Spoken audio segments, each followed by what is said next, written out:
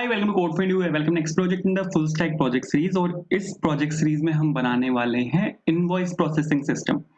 एक full stack project होगा जहां पर हम फ्रंट एंड में यूज करेंगे React JS and Material UI का, बैक एंड में हम यहां पे यूज करेंगे स्प्रिंग बूट एंड हाइबरनेट का, एंड डेटाबेस हम यहां पे यूज करेंगे माइस्क्ल। तो एक इनवॉइस प्रोसेसिंग सिस्टम हम यहाँ पे बनाने वाले हैं। इनवॉइस क्या होता है? बेसिकली एक बिल होता है। जब भी आप कोई सामान खरीदते या बेचते हो तो उसका एक बिल जनरेट होता है। तो यहाँ पे हमारे पास पेंडिंग इनवॉइसेज हैं, ठीक है, जहां पर हमारे पास वेंडर है कि आपने कौन से वेंडर सामान लिया है, कौन सा सामान आपने यहाँ पे लिया है, कितने अमाउंट का वो सामान था, कब आपने उसको लिया है, उसका स्टेटस क्या है, कि वो आपका जो बिल है वो क्लियर हुआ है या नहीं हुआ। अगर वो क्लियर हुआ है तो आप यहाँ पे मार्क डन पे क्लिक करके उसको यहाँ पे आप क्लियर कर सकते हो। एक बहुत बेसिक एप्लीकेशन है और ये वाली एप्लीकेशन हम यहाँ पे बनाएंगे। फ्रंट एंड में हम यहाँ पे यूज करेंगे रिएक्ट जेएस का। ये जो आप पूरा यूआई देख रहे हो ये यहाँ पे रिएक्ट जेएस की हेल्प से, और हम यहाँ पे रिएक्ट का एक फ्रेमवर्क, एक सीएसएस बेस्ड फ्रेमवर्क है मटेरियल यूआई, हम यहाँ पे उसका भी यूज करेंगे।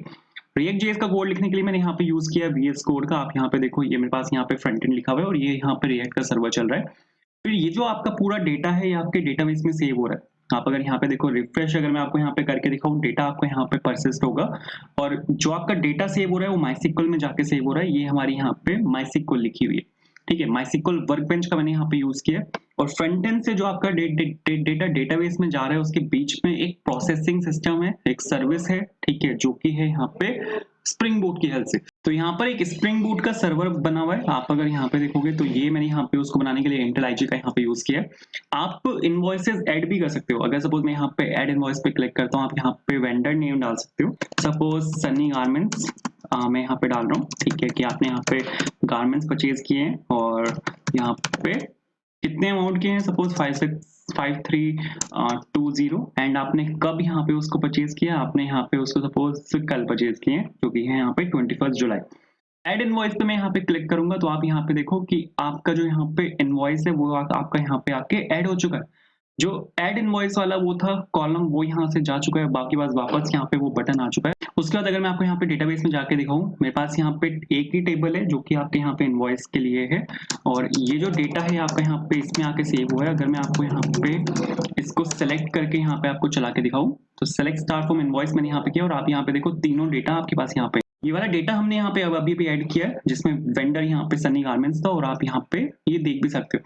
इसके बाद अगर आपका ये वाला बिल क्लियर हो चुका है, क्योंकि यहाँ पे हम डेटा रख रहे हैं पेंडिंग इनवॉइसेस का, कि जो आपके बिल हैं जो अब तक क्लियर नहीं हुए यहाँ पे उनका डेटा है। अगर आपका बिल यहाँ पे क्लियर हो चुका है, सपोज बॉबी दी हट्टी ने यहाँ पे जो आपका क्लोथ्स का बिल है वो यहाँ पे क्लियर कर दिया, तो उसके बाद आप यहाँ पे मार्क डन पे क्लिक कर सकते हो। जैसे आप यहाँ पे मार्क डन पे क्लिक करोगे तो बॉबी दी हट्टी वाला जो यहाँ पे आपका वेंडर है वो यहाँ से जा चुका है, ठीक है। और यहाँ पे अगर आपको मैं वापस जा इसको चला के दिखाऊं तो आप यहाँ पे देखो आपके पास यहाँ पे सिर्फ 2 ही डेटा है और जो बॉबी दी हट्टी है वो यहाँ से जा चुका है। सही है, बिल्कुल। तो ये प्रोजेक्ट हम बनाएंगे। इस प्रोजेक्ट को बनाने के लिए सबसे पहले तो आपको चैनल को सब्सक्राइब करना है अगर आप नए हो तो, ठीक है। वीडियो को लाइक करना है अगर आपको एक्सप्लेनेशन पसंद आए तो, एंड आपको कुछ चीजों को डाउनलोड करना है। आपको 2 चीजें डाउनलोड करनी है। सबसे पहले तो आपको जावा को डाउनलोड करना है, ठीक है। ये वाली वीडियो को देख के आप यहाँ पे जावा को डाउनलोड कर सकते हो। जरूरी नहीं है कि आपको 17 डाउनलोड करना है। अभी लेटेस्ट शायद जब मैं वीडियो को रिकॉर्ड कर रहा हूँ तो 21 चल रहा है, आप 21 को भी डाउनलोड कर सकते हो, कोई इशू नहीं है। दूसरी चीज, आपको यहाँ पे माइस्क्ल को डाउनलोड करना है। इसमें मैंने माइस्क्ल के साथ साथ माइस्क्ल वर्कबेंच को भी डाउनलोड करना सिखाया। आप इसको देख के माइस्क्ल वर्कबेंच को डाउनलोड कर सकते हो। इन दोनों वीडियोस का लिंक आपको वीडियो डिस्क्रिप्शन में मिल जाएगा। तीसरी चीज आपको डाउनलोड करना है विजुअल स्टूडियो कोड को, ठीक है। VS कोड में हम अपना जो फ्रंट एंड का कोड है हम यहाँ पे वो लिखने वाले हैं। इसकी भी एक वीडियो है, ये मंस्टैक एनवायरनमेंट है सेटअप। इसमें मैंने Node.js को डाउनलोड करना सिखाया है और इसमें मैंने डाउनलोड करना सिखाया है विजुअल स्टूडियो कोड को। अब आपको Node.js भी चाहिए क्योंकि जब आप यहाँ पे npm की कमांड्स को रन करोगे, npm की हेल्प से आप किसी भी एक लाइब्रेरी को इंस्टॉल करोगे या फिर आप रिएक्ट को इंस्टॉल करोगे, तो npm जो आपका आता है वो आपका Node.js के साथ आता है। तो आपको Node.js चाहिए और आपको विजुअल स्टूडियो कोड चाहिए। दोनों चीजें मैंने यहाँ पे इस वाली वीडियो में डाउनलोड करनी सिखाई है, तो आप इस वाली वीडियो को देख के दोनों को डाउनलोड कर सकते हो। तीसरी चीज, आपको IntelliJ को भी डाउनलोड करना है। अगर आपके पास IntelliJ है तो बहुत अच्छी बात है, आप उसको यूज कर सकते हो, वरना उसकी कोई उसकी कोई डाउनलोडिंग वीडियो नहीं है मेरे पास कि आप उसको कैसे डाउनलोड कर सकते हो। अभी तक नहीं है, आगे जाकर अगर मैं बनाऊं तो अलग बात है, बट अभी नहीं है। अगर आप IntelliJ की जगह अगर आप STS का यूज करना चाहते हो, स्प्रिंग टूल सूट, तो आप वो भी कर सकते हो। जैसे एक वीडियो है, मैं दिखाता हूँ आपको। फुल स्टैक एप्लीकेशन मैंने यहाँ पे बनाई थी, उसमें मैंने STS का ही यूज किया था, ठीक है, अगर थोड़ा-सा मेरे को नीचे जाना पड़ेगा, ये वाली CRUD एप्लीकेशन थी, फुल स्टैक प्रोजेक्ट था react, spring boot, hibernate and MySQL के साथ। जो टेक्नोलॉजीज़ मैं इस प्रोजेक्ट में यूज़ कर रहा हूँ, वही मैंने यहाँ पे इस वाले प्रोजेक्ट में यूज़ करी है और एक CRUD एप्लीकेशन थी। तो इसमें मैंने एसटीएस का यूज़ किया था, स्प्रिंग टूल सूट का। तो आप ये वाली वीडियो भी चेकआउट कर सकते हो। बिल्कुल सेम टेक्नोलॉजी पे बेस्ड है एंड इस वाली वीडियो में लेकिन हम यूज़ करने वाले हैं इंटेराइजे का, तो आपको इंटेराइजे भी डाउनलोड करना है। तो अगर आप ये सब कुछ डाउनलोड कर चुके हैं या आपके पास ये ऑलरेडी डाउनलोडेड है, तो you are good to go to create this project. तो सबसे पहले तो आपको किसी भी अपने फेवरेट फ़ोल्डर में आना है। मैं यहाँ पर आया हूँ यूट्यूब के अंदर फुल स्टैक प्रोजेक्ट्स के अंदर और मैं यहाँ पर एक फ़ोल्डर बना रहा हूँ अपना इनवॉइस प्रोसेसिंग सिस्टम के नाम से। मैंने यहाँ पर सपोज़ एक फ़ोल्डर बनाया इनवॉइस प्रोसेसिंग सिस्टम के नाम से और आपको यहाँ पे क्या करना है, आपको यहाँ पे इस वाले फ़ोल्डर को खोलना है। इसके बाद आपको यहाँ पे ऊपर क्लिक करना है और यहाँ पे आपको सीएमडी खोल देना है। सीएमडी जैसे ही आप यहाँ पे खोलोगे, ये क्या करेगा, ये आपका इसी फ़ोल्डर के अंदर सीएमडी खोल देगा और अगर आपके पास विजुअल स्टूडियो कोड इंस्टॉल्ड है, तो आप यहाँ पे लिख सकते हो कोड स्पेस डॉट क्या करेगा, ये आपका इसी फ़ोल्डर के अंदर वीएस कोड खोल देगा। इसको आप बाद में यहाँ पे क्लोज़ कर सकते हो और ये चीज़ बिल्कुल ठीक है। तो आप यहाँ पे देखो इनवॉइस प्रोसेसिंग सिस्टम के अंदर मेरा यहाँ पे इसने वीएस कोड खोल दिया। उसके बाद आपको यहाँ पे दबाना है कंट्रोल शिफ्ट बैकटिक, ये आपका क्या करेगा, वीएस कोड का टर्मिनल खोल देगा। इसको थोड़ा सा ज़ूम कर लेते हैं, नाइस, थोड़ा क्लियर दिखेगा। तो यहाँ पे इसने मेरा टर्मिनल खोल दिया। टर्मिनल आप यहाँ से भी खोल सकते हो। यहाँ पर अगर आप क्लिक करोगे न्यू टर्मिनल पे, कंट्रोल शिफ्ट बैकटिक इसकी यहाँ पे शॉर्टकट कमांड है।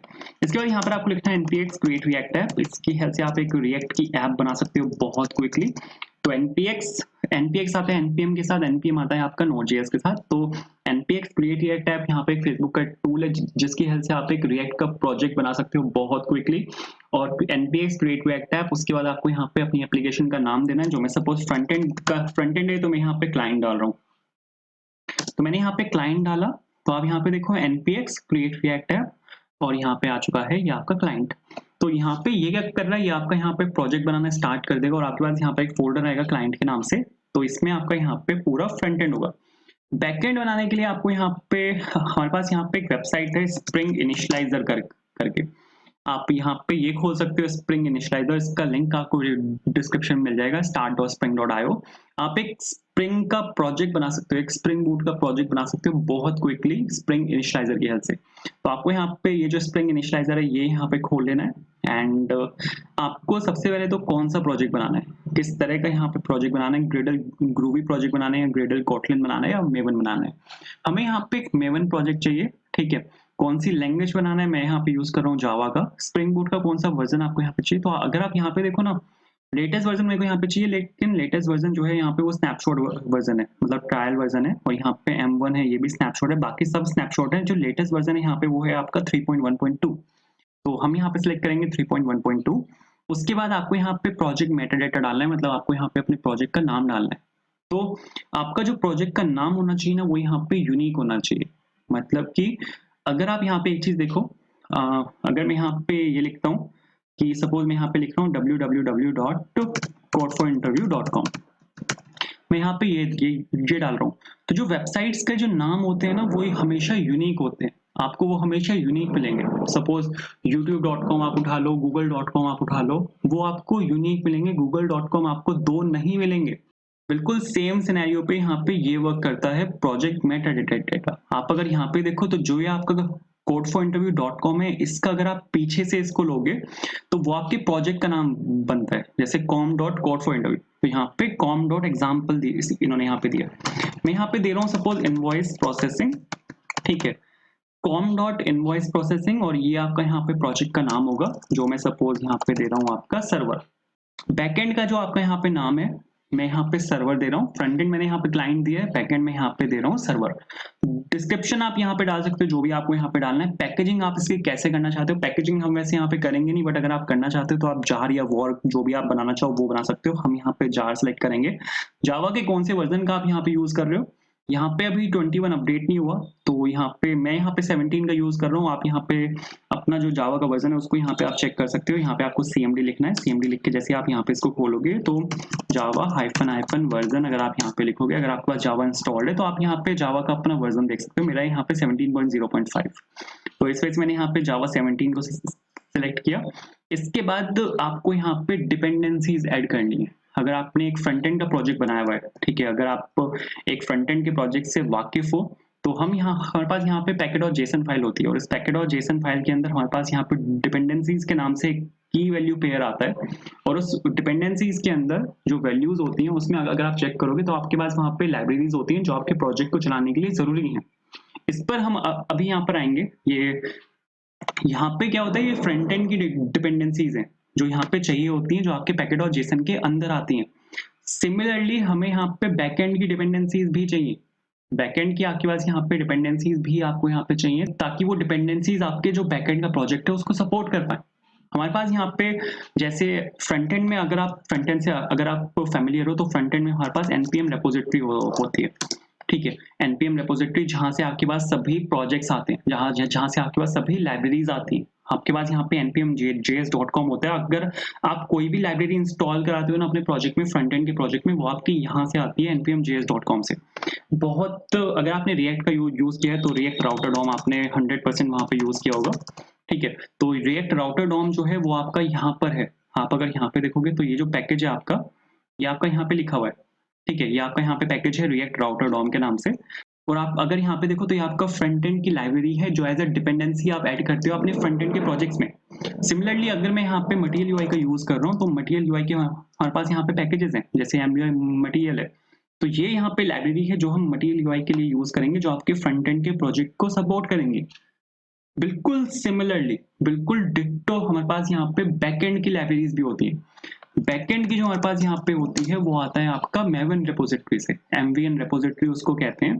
तो हमारे पास जितनी भी लाइब्रेरीज हैं जो आपको बैकएंड के प्रोजेक्ट को चलाने के लिए चाहिए वो सब यहाँ से आती हैं। जैसे फ्रंट एंड के लिए एनपीएम रेपोजिटरी होती है वैसे ही बैकएंड के लिए होता है एमवीएन रेपोजिटरी। एक एग्जांपल लेता हूँ, मेरे को यहाँ पे माइसिक्वल में अपने डेटा को सेव करना है तो मेरे को यहाँ पे माइसिक्वल की एक डिपेंडेंसी चाहिए होगी। तो आप अगर यहाँ पे सर्च करोगे माइसिक्वल तो आपको यहाँ पे जो माइसिक्वल डिपेंडेंसी है वो यहाँ पे मिल जाएगी। एक लाइब्रेरी बेसिकली हमें चाहिए होती है। अगर आपने कभी जेडीबीसी कनेक्टिविटी की है, जावा डेटाबेस कनेक्टिविटी, तो आपने यहाँ पे देखा होगा कि हम वहाँ पे एक लाइब्रेरी का यूज करते हैं। फिर चाहे आप उसको ओरेकल से कनेक्ट कर रहे हो या फिर आप उसको पोस्टग्रेसक्यूएल से कर रहे हो या फिर आप उसको माइसिक्वल से कर रहे हो। तो अगर आप उसको माइसिक्वल से कर रहे हो तो माइसिक्वल कनेक्टर जावा एक लाइब्रेरी हमें यहाँ पे चाहिए होती है और वो लाइब्रेरी आपकी यहाँ से आती है एमवीएन रेपोजिटरी से। अगर आपको मैं यहाँ पे चला के दिखाऊं इसको तो एमवीएन रेपोजिटरी से, या यहाँ पे इसका वर्जन है 8.1.0 जो अभी यहाँ पे लेटेस्ट चल रहा है। तो आप यहाँ पे देखो ये आपकी वो लाइब्रेरी है माइसिक्वल कनेक्टर जावा। ठीक है, वो आपकी यहाँ से आती है एमवीएन रेपोजिटरी से। तो ये कुछ यहाँ पे इस तरह से वर्क करता है। तो बैकएंड की यहाँ पे कुछ डिपेंडेंसीज हैं जो हमें यहाँ पे चाहिए अपने प्रोजेक्ट को चलाने के लिए, और जो सबसे पहली यहाँ पे डिपेंडेंसी है वो यही है जो कि है आपकी यहाँ पे स्प्रिंग वेब। ठीक है, मेरे को यहाँ पे स्प्रिंग वेब चाहिए। स्प्रिंग वेब क्या है, अगर आप कोई वेब बेस्ड एप्लीकेशन बना रहे हो जो कि हम यहाँ पे बना रहे हैं तो आपको यहाँ पे इस वाली डिपेंडेंसी की जरूरत पड़ती है। इसका फायदा क्या है, फायदा इसका यहाँ पे ये है, ये हमें एक सर्वर देता है। ये हमें टॉमकैट सर्वर यहाँ पे देता है क्योंकि आपको अपनी बैकएंड को कहीं ना कहीं पे तो रन करना पड़ेगा। वो जो बैकएंड आपका रन होगा वो आपके टॉमकैट सर्वर पर रन होगा। टॉमकैट सर्वर आपका आता है स्प्रिंग वेब से। तो मैंने यहाँ पे क्या किया, स्प्रिंग वेब की मैंने यहाँ पे डिपेंडेंसी ऐड कर दी। इसके बाद हमें यहाँ पे एक और डिपेंडेंसी चाहिए जो कि होगी यहाँ पे जेपी डिपेंडेंसी। हम यहाँ पे हाइबरनेट की कुछ क्वेरीज का यूज करेंगे। मतलब हम जो यहाँ पे माइसिक्वल जब हम यहाँ पे एग्जीक्यूट करेंगे तो हम वो एग्जीक्यूट करेंगे with the help of hibernate. तो हाइबरनेट की एक लाइब्रेरी है जो कि जेपीए लाइब्रेरी है, जावा परसिस्टेंस एपीआई उसको कहते हैं। तो हम यहाँ पे इसका यूज करने वाले हैं, तो इसको आपको यहाँ पे इंक्लूड करना है। इसके बाद एक और डिपेंडेंसी मेरे को यहाँ पे चाहिए जो कि होगी यहाँ पे आपकी माइसिक्वल डिपेंडेंसी, क्योंकि हम यहाँ पे माइसिक्वल का यूज करने वाले हैं। तो जैसे कि मैंने आपको पहले ही बताया था, एक माइसिक्वल कनेक्टर जावा करके एक माइसिक्वल की लाइब्रेरी आती है, तो उसका आपको यहाँ पे यूज करना पड़ेगा। तो इसको मैं यहाँ पे इंक्लूड कर रहा हूँ। एंड इसके बाद आपको यहाँ पे क्या करना है, जनरेट पे यहाँ पे आपको क्लिक कर देना। आप इसको एक्सप्लोर भी कर सकते हो। एक्सप्लोर में ये आपको ये बताएगा कि आपका प्रोजेक्ट यहाँ पे दिखता कैसा है। तो जो जैसे आपका एक टिपिकल एक स्प्रिंग बूट का जो प्रोजेक्ट जैसा आपका दिखता है वैसा यहाँ पे आप यहाँ पे देखो सोर्स के अंदर मेन जावा कॉम और इनवॉइस प्रोसेसिंग के अंदर हमारे पास यहाँ पे मेन फाइल आएगी सर्वर के अंदर, सर्वर एप्लीकेशन डॉट जावा के नाम से। और फिर आपके पास यहाँ पे रिसोर्सेज होंगे, ये हम देख लेंगे, ये मैं आपको पूरा एक्सप्लेन कर दूंगा कि यहाँ पे क्या चीज है। और ये आपकी यहाँ पे बैकएंड की पैकेट और जेसन है। ये जो आपके यहाँ पे आप देख रहे हो ये आपका बैकएंड का पैकेट और जेसन है। ठीक है, इसको आप क्लोज कर सकते हो, आप सीधा यहाँ पे इसको डाउनलोड कर सकते हो और ये आपका यहाँ पे एक जिप फाइल डाउनलोड कर देगा। इसने मेरा यहाँ पे पूरा प्रोजेक्ट बना दिया। स्प्रिंग बूट का पूरा प्रोजेक्ट इसने मेरा यहाँ पे बनाया और डाउनलोड फोल्डर के अंदर ये आपको यहाँ पे मिल जाएगा। यहाँ से आपको इसको कट कर लेना है, वापस आना है, यहाँ पर मैंने इसको पेस्ट किया। जहां पर आपका क्लाइंट है बिल्कुल सेम लेवल पे आपको इसको पेस्ट करना है और यहाँ पर आपको इसको एक्सट्रैक्ट कर लेना है क्योंकि ये एक जिप फाइल है। तो अगर आप यहाँ पे देखोगे ये आपका यहाँ पे एक्सट्रैक्ट हो चुका है, उसके बाद जो ज़िप फाइल है उसको आप यहाँ से कर सकते हो डिलीट। एंड अगर आप यहाँ पे वापस से वीएस कोड खोलोगे इसके बाद, तो वीएस कोड में अगर आप यहाँ पे देखोगे तो आपके पास यहाँ पे सर्वर के नाम से एक फोल्डर आया है। ये आपका यहाँ पे अगर आप सर्वर देखोगे अगर, तो ये आपका यहाँ पे पूरा सर्वर है, ठीक है, जहां पर आपका पूरा सर्वर का कोड लिखा हुआ है। बट इसका हम यहाँ पे यूज करेंगे नहीं, ठीक है। मैं फ्रंट एंड के लिए मैं यहाँ पे स्ट्रिक्टली वीएस कोड का यूज करने वाला हूँ, और बैक एंड के लिए मैं यहाँ पे यूज करने वाला हूँ IntelliJ। तो बैकएंड के लिए आपको यहाँ पे सबसे पहले क्या करना है, IntelliJ यहाँ पे खोल लेना है, ठीक है। IntelliJ जब आप यहाँ पे खोलोगे तो वो कुछ ऐसा दिखेगा यहाँ पे। और ये मेरा एक प्रोजेक्ट यहाँ पे पहले से खुला हुआ है, आप कोई दिक्कत नहीं है। आपको यहाँ पे क्या करना है, फाइल पे जाना है और आपको यहाँ पे ओपन पे क्लिक करना है। ओपन में जब आप यहाँ पे क्लिक करोगे तो आपके पास यहाँ पे वहां पे आपको जाना है जहां पर आपने वो पेस्ट किया है। मैंने यहाँ पे उसको पेस्ट किया है यूट्यूब के अंदर, फुल स्टैक प्रोजेक्ट्स के अंदर, और यहाँ पे आपका सर्वर फोल्डर है। इस पे आपको यहाँ पे क्लिक करना है और यहाँ पे आपको ओके पे क्लिक कर देना है। ट्रस्ट प्रोजेक्ट, और न्यू विंडो में मैं यहाँ पे इसको खोलना चाहता हूँ, ये आपका यहाँ पे इसको खोल देगा न्यू विंडो में, ठीक है। पुराने वाली विंडो को मैं यहाँ पे क्या कर रहा हूँ, क्लोज कर रहा हूँ, क्योंकि उसकी अब हमें यहाँ पे कोई नीड नहीं है, वो बस मैंने आपको यहाँ पे दिखाने के लिए इसको खोला हुआ था। तो ये आपका यहाँ पे पूरा प्रोजेक्ट आ चुका है। तो सबसे पहले अपने यहाँ पे फ्रंट एंड पर आते हैं। फ्रंट एंड के बाद अपने यहाँ पे बैक एंड से स्टार्ट करेंगे। तो सबसे पहले मेरे को यहाँ पे क्लाइंट फोल्डर के साथ काम है। क्लाइंट फोल्डर में अगर आप यहाँ पे देखो तो सब ये हमारे यहाँ पे फ्रंट एंड है, और एक रिएक्ट का बेसिक सा एक फाइल स्ट्रक्चर है यहाँ पे। और एक फ्रंट एंड एप्लीकेशन में जो भी सबसे मेन फाइल होती है वो होती है आपकी पैकेट.json। पैकेट.json जैसे मैंने आपको पहले ही बताया था कि ये आपका पूरे फ्रंट एंड का एक ब्लूप्रिंट होता है कि आपका फ्रंट एंड है क्या, वो दिखता कैसा है, कौन कौन सी लाइब्रेरीज और डिपेंडेंसीज चाहिए उसको चलाने के लिए, और फिर क्या क्या आप उसके साथ कर सकते हो। जैसे मैं यहाँ पे सर्वर को स्टार्ट कर सकता हूँ, सर्वर का मैं यहाँ पे बिल्ड बना सकता हूँ, और जो कुछ फंक्शनैलिटीज है उसकी मैं टेस्ट केसेस लिख के उसको यहाँ पे टेस्ट कर सकता हूँ, और मैं यहाँ पे उसकी इंटरनल कॉन्फ़िगरेशन देख सकता हूँ। जो बेबल और वेबपैक के इंटरनल कॉन्फ़िगरेशंस है वो भी हम यहाँ पे देख सकते हैं। तो पैकेट.json एक फ्रंट एंड एप्लीकेशन के लिए सबसे मेन फाइल है। दूसरी चीज, आपको इसको चलाने के लिए, जैसे कि मैंने आपको बोला कि स्टार्ट स्क्रिप्ट से आप यहाँ पे इसको चला सकते हो, तो स्टार्ट स्क्रिप्ट को चलाने के लिए सबसे पहले तो आपको यहाँ पे इस फोल्डर के अंदर आना पड़ेगा, क्लाइंट फोल्डर के अंदर, क्योंकि इसी के अंदर आपके यहाँ पे पैकेट.json है। तो आपको यहाँ पे लिखना पड़ेगा cd client। cd client जैसे आप यहाँ पे लिखोगे, आप यहाँ पे अब क्लाइंट फोल्डर के अंदर आ चुके हो। तो अब आपको यहाँ पे अगर स्टार्ट स्क्रिप्ट को चलाना है तो आपको यहाँ पे लिखना पड़ेगा npm start। npm start क्या करेगा, ये आपका यहाँ पे पैकेट.json के अंदर आएगा और ये देखेगा यहाँ पे क्या, यहाँ पे स्क्रिप्ट फोल्डर के अंदर कोई स्टार्ट स्क्रिप्ट एग्जिस्ट करती है। अगर एग्जिस्ट करती है तो ये चलाएगा रिएक्ट स्क्रिप्ट स्टार्ट को, जैसा कि आप यहाँ पे देख भी सकते हो, इसने यहाँ पे रन किया है रिएक्ट स्क्रिप्ट स्टार्ट को। अब भले ही आप इसको लोकल डेवलपमेंट एनवायरनमेंट में चला रहे हो अपनी एप्लीकेशन को, लेकिन वहां पे भी आपको एक सर्वर चाहिए। सर्वर चाहिए आपको कहीं पे भी अपनी एप्लीकेशन को चलाने के लिए। तो वो जो सर्वर है वो आपका प्रोवाइड करता है react create react app. Create react app आपको दो तीन चीजें देता है, जिसमें वेबपैक है, बेबल है, और एक इन्वायरमेंट और एक डेवलपमेंट सर्वर भी है। तो यहाँ पे आपको एक डेवलपमेंट सर्वर मिलता है जहां पर आपकी एप्लीकेशन जाके रन होती है, और वो डेवलपमेंट सर्वर भले ही यहाँ पे लोकल होस्ट है, लेकिन एक डेवलपमेंट सर्वर आपको मिलता है। आप यहाँ पे देखो स्टार्टिंग द डेवलपमेंट सर्वर, और ये यहाँ पर एक डेवलपमेंट सर्वर बना आ रहा है। इसके बाद ये आपकी एप्लीकेशन को रन करेगा लोकल होस्ट पे, लोकल होस्ट के पोर्ट नंबर 3000। इसने यहाँ पे माइक्रोसॉफ्ट बिंग खोला है। मैं यहाँ पे इसको क्लोज कर रहा हूँ और मैं यहाँ पे इसको मैं चलाना चाहता हूँ यहाँ पे लोकल होस्ट 3000 पे। तो मैंने यहाँ पे लोकल होस्ट 3000 लिखा, एंड क्योंकि बाय डिफॉल्ट जो आपकी एप्लीकेशन आके रन होती है रिएक्ट की, वो लोकल होस्ट 3000 पे होती है। लोकल होस्ट यहाँ पे आपका डेवलपमेंट सर्वर है, ठीक है, एंड 3000 यहाँ पे आपका डिफॉल्ट पोर्ट है जहां पर आपकी एप्लीकेशन आके रन होती है। जो आपकी रिएक्ट की एप्लीकेशन है वो आपकी रन होती है लोकल होस्ट 3000 पर। तो उसके बाद आप अगर यहाँ पे देखो तो आपका प्रोजेक्ट रन हुआ है लोकल होस्ट कोलन 3000 पे। जैसे कि मैंने बताया था कोलन 3000 यहाँ पे आपका डिफॉल्ट पोर्ट है। अगर आपको मैं यहाँ पे चला के दिखाऊं तो ये आपका यहाँ पे बाय डिफॉल्ट रिएक्ट का जो प्रोजेक्ट है वो कुछ ऐसा दिखता है चलने के बाद। ब्राउजर में अगर आप यहाँ पर आओगे तो आपके पास यहाँ पे रिएक्ट का एक लोगो है, फिर यहाँ पे एक टेक्स्ट लिखा हुआ है, फिर यहाँ पे एक लिंक है जिसपे लिखा हुआ है लर्न रिएक्ट, जो कि आपको रीडायरेक्ट करता है रिएक्ट की ऑफिशियल डॉक्यूमेंटेशन पर। ये कहाँ से लिखा हुआ है, इसके लिए आपको यहाँ पे जाना है सोर्स के अंदर, और आपको यहाँ पे जाना है app.js के अंदर। ये सारा कोड यहाँ पे लिखा हुआ है। आप अगर यहाँ पे देखो तो ये आपका रिएक्ट का लोगो है, ये वो टेक्स्ट लिखा हुआ है, और ये आपका बटन है जिसपे लिखा हुआ है यहाँ पे लर्न रिएक्ट, और ये आपका यहाँ पे वो लिंक है जिसपे ये रीडायरेक्ट होता है। तो ये सारा कोड आपका यहाँ पे लिखा हुआ है। अगर इसको मैं यहाँ से हटा दूं और यहाँ पे मैं सिंपल हेलो लिखता हूँ, तो आप यहाँ पे देखोगे ये सब हट के यहाँ पे सिंपल हेलो आएगा। तो ये सब कुछ आपका यहाँ पे app.js के अंदर लिखा हुआ है। कोई भी आप रिएक्ट की एप्लीकेशन बनाते हो ये सब कुछ यहाँ पे पहले से लिखा आता है। तो क्या app.js यहाँ पर आपकी मेन फाइल है? मेन फाइल यहाँ पर app.js नहीं है। लैंडिंग पेज आप कह सकते हो कि लैंडिंग पेज यहाँ पे app.js है, क्योंकि जो आपकी रिएक्ट की एग्जीक्यूशन है वो app.js तक आती है। app.js के अलावा अगर आप कोई फाइल खुद से क्रिएट करते हो तो उसमें आपकी कोड ऑफ एग्जीक्यूशन नहीं जाता, तो आपकी बाकी फाइल्स को आपको लिंक करना होता है app.js से, उस पर भी आएंगे। लेकिन app.js यहाँ पर आपकी मेन फाइल नहीं है, मेन फाइल आया है आपकी यहाँ पे index.js। जो आपका कोड ऑफ एग्जीक्यूशन है रिएक्ट का, जो रिएक्ट का कंपाइलर है वो सबसे पहले यहाँ पर आता है। आप अगर यहाँ पे देखो तो आपके पास यहाँ पे रिएक्ट आप यहाँ पे इंपोर्ट कर रहे हो, रिएक्ट डॉम आप यहाँ पे इंपोर्ट कर रहे हो। रिएक्ट यहाँ पे सबसे मेन लाइब्रेरी है जिसके अंदर सभी फंक्शनैलिटीज है रिएक्ट के, जो आप फंक्शंस और कुछ भी अगर आप यहाँ पे यूज करते हो तो वो सब कुछ आपका रिएक्ट के अंदर से आता है। रिएक्ट डॉम यहाँ पे एक लाइब्रेरी है जो आपके रिएक्ट के प्रोजेक्ट को ब्राउजर में चलाने में हेल्प करता है। रिएक्ट डॉम वर्चुअल डॉम को मैनेज करता है। वर्चुअल डॉम एक कॉन्सेप्ट है रिएक्ट का बहुत अच्छा, जिसकी वजह से रिएक्ट रोबस्ट है बहुत, और वो सिर्फ वही अपडेट करती है जो उसको जरूरी होता है। ठीक है, अगर सपोज 10 चीजें हैं, एक चीज में चेंज हुआ है तो वो 9 चीजों को छेड़ेगा भी नहीं और सिर्फ उस एक चीज को अपडेट करेगा। वो सब होता है रिएक्ट डॉम की हेल्प से।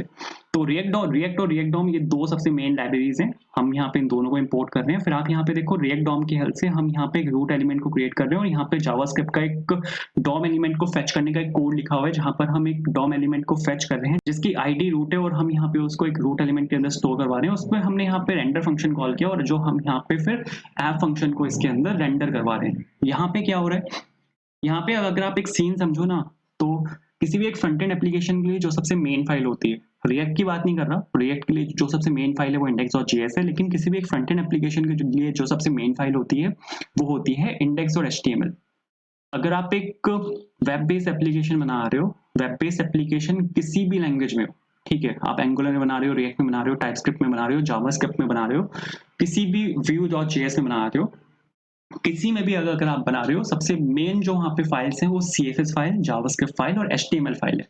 आपकी कोई भी फाइल हो, चाहे आपकी JSX में लिखी हुई फाइल है, TSX में लिखी हुई फाइल है, कोई भी फाइल है, वो आपकी एट लास्ट कंपाइल डाउन होती है into CSS, JavaScript and HTML, क्योंकि ब्राउजर को सिर्फ HTML, CSS और जावास्क्रिप्ट समझ में आती है। तो HTML के केस में सबसे जो मेन फाइल यहाँ पर होती है वो होती है आपकी index.html, क्योंकि ब्राउजर index.html मांगता है। तो आप यहाँ पे जो कोड लिख रहे हो app.js के अंदर, index.js के अंदर, वो सारा जो उसका HTML वाला पार्ट है वो आपका index.html के अंदर जाता है। तो यहाँ पर जो आपने app.js में ये सब कुछ यहाँ पे लिखा हुआ है, इसको आप यहाँ से एक्सपोर्ट कर रहे हो। उसके बाद यहाँ पर आप क्या कर रहे हो, index.js के अंदर आप यहाँ पे उसको इंपोर्ट कर रहे हो, एंड इंपोर्ट करने के बाद यहाँ पर आप एक एलिमेंट को फेच कर रहे हो जिसकी आईडी रूट है, और आप उसके अंदर अपना जो ऐप कंपोनेंट के अंदर लिखा हुआ कोड है वो उसके अंदर डाल रहे हो। ये आपका एलिमेंट कहाँ पर है, ये आपका एलिमेंट लिखा हुआ है index.html के अंदर। जैसे कि मैंने आपको बोला था कि index.html यहाँ पर आपकी सबसे मेन फाइल है। ठीक है, ब्राउजर के लिए सबसे जो मेन फाइल है वो आपकी यहाँ पे index.html है। तो अगर आपको मैं यहाँ पे दिखाऊँ तो ये लाइन नंबर 18 पे अगर आप यहाँ पे देखोगे तो आपका यहाँ पे एक div एलिमेंट है जिसकी आईडी रूट है। तो आप जो भी यहाँ पे कोड लिख रहे हो app.js के अंदर, वो आपका index.js की हेल्प से, ठीक है, यहाँ पे index.js की हेल्प से index.html के अंदर इस div id is equals to root के अंदर आके अपेंड हो रहा है। तो जो भी आपने यहाँ पे कोड लिखा वो आपका index.js के थ्रू index.html के रूट एलिमेंट के अंदर जाके अपेंड हो रहा है, क्योंकि आप यहाँ पे देखो, आप यहाँ पे इसी वाले रूट एलिमेंट को फेच कर रहे हो जिसकी आईडी यहाँ पे रूट है। एक div एलिमेंट को आप फेच कर रहे हो जिसकी आईडी यहाँ पे रूट है, और आप यहाँ पे क्या कर रहे हो, इसके अंदर आप यहाँ पे app.js के अंदर जो आपने यहाँ पे कोड लिखा हुआ है वो आप यहाँ पे डाल रहे हो। ये मैं आपको दिखा भी सकता हूँ। अगर आप यहाँ पे आके देखोगे तो इसको अगर मैं इंस्पेक्ट करके देखो तो आप यहाँ पे देखो divide is equals to root और div class equals to app, जिसके अंदर आपका यहाँ पे हेलो लिखा हुआ है। तो रूट एलिमेंट के अंदर आपका यहाँ पे app.js के अंदर जो कोड लिखा हुआ है वो जा रहा है, क्योंकि जो सबसे मेन फाइल है यहाँ पे जो ब्राउजर को चाहिए वो index.html है, और index.html के अंदर आप यहाँ पे जो HTML वाला कोड है उसको आके अपेंड करते हो। तो ये कुछ इस तरह से वर्क कर रहा है। ये यहाँ पे एक ओवरव्यू था रिएक्ट का, आई होप ये क्लियर हुआ होगा। तो बिल्कुल ठीक है, अगर यहाँ तक सब कुछ क्लियर है तो स्टार्ट करते हैं। सबसे पहले मेरे को यहाँ पे MUI को इंस्टॉल करना पड़ेगा। MUI क्या चीज़ है, MUI यहाँ पर मटेरियल UI है। मटेरियल UI रिएक्ट का एक फ्रेमवर्क है, CSS बेस्ड एक रिएक्ट का फ्रेमवर्क है जिसमें जितने भी कॉम्पोनेंट्स हैं सब रिएक्ट में लिखे हुए हैं। अगर आप दूसरे फ्रेमवर्क देखोगे जो CSS बेस्ड फ्रेमवर्क है, उसमें बहुत बार क्या होता है कि जो कंपोनेंट्स हैं वो जावास्क्रिप्ट में लिखे हुए होते हैं या फिर jQuery में लिखे हुए होते हैं, और अगर आप उनको रिएक्ट में यूज करोगे तो इतनी रोबस्ट परफॉर्मेंस नहीं देते हो, क्योंकि वो रिएक्ट में लिखे हुए नहीं है।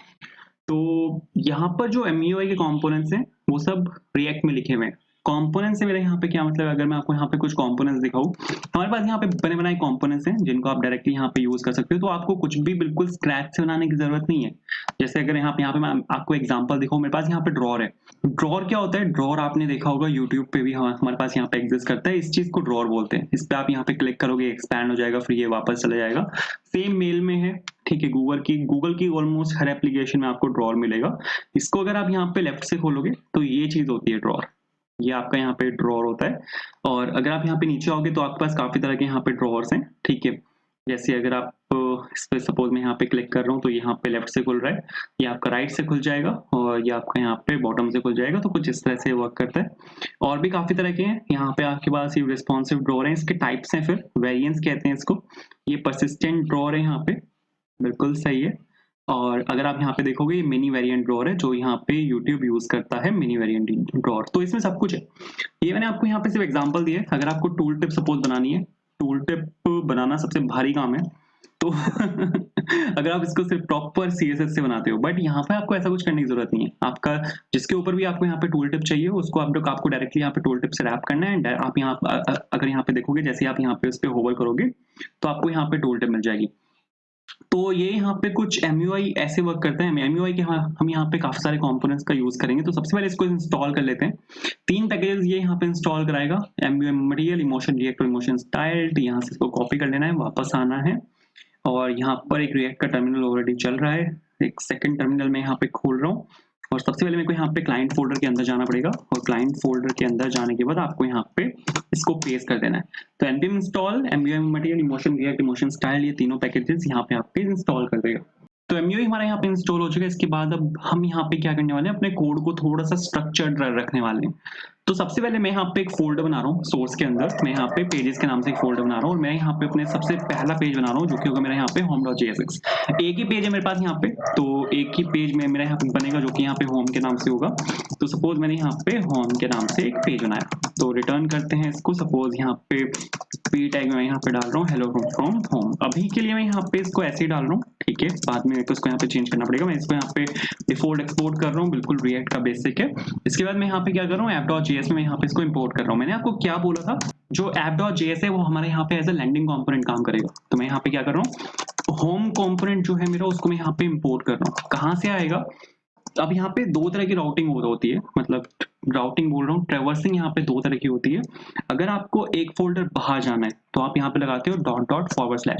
जैसे अगर आप अभी यहाँ पे app.js के अंदर हो, जो कि यहाँ पे सोर्स फोल्डर के अंदर है। अगर आपको सोर्स फोल्डर से बाहर जाना है तो आपको यहाँ पे .// लगाना पड़ेगा, और आप यहाँ पे देखो आप सोर्स फोल्डर के बाहर आ चुके हो। Public folder, package Jason, package log.json, node modules और .get, ये आपका सब कुछ सोर्स फोल्डर के अंदर है।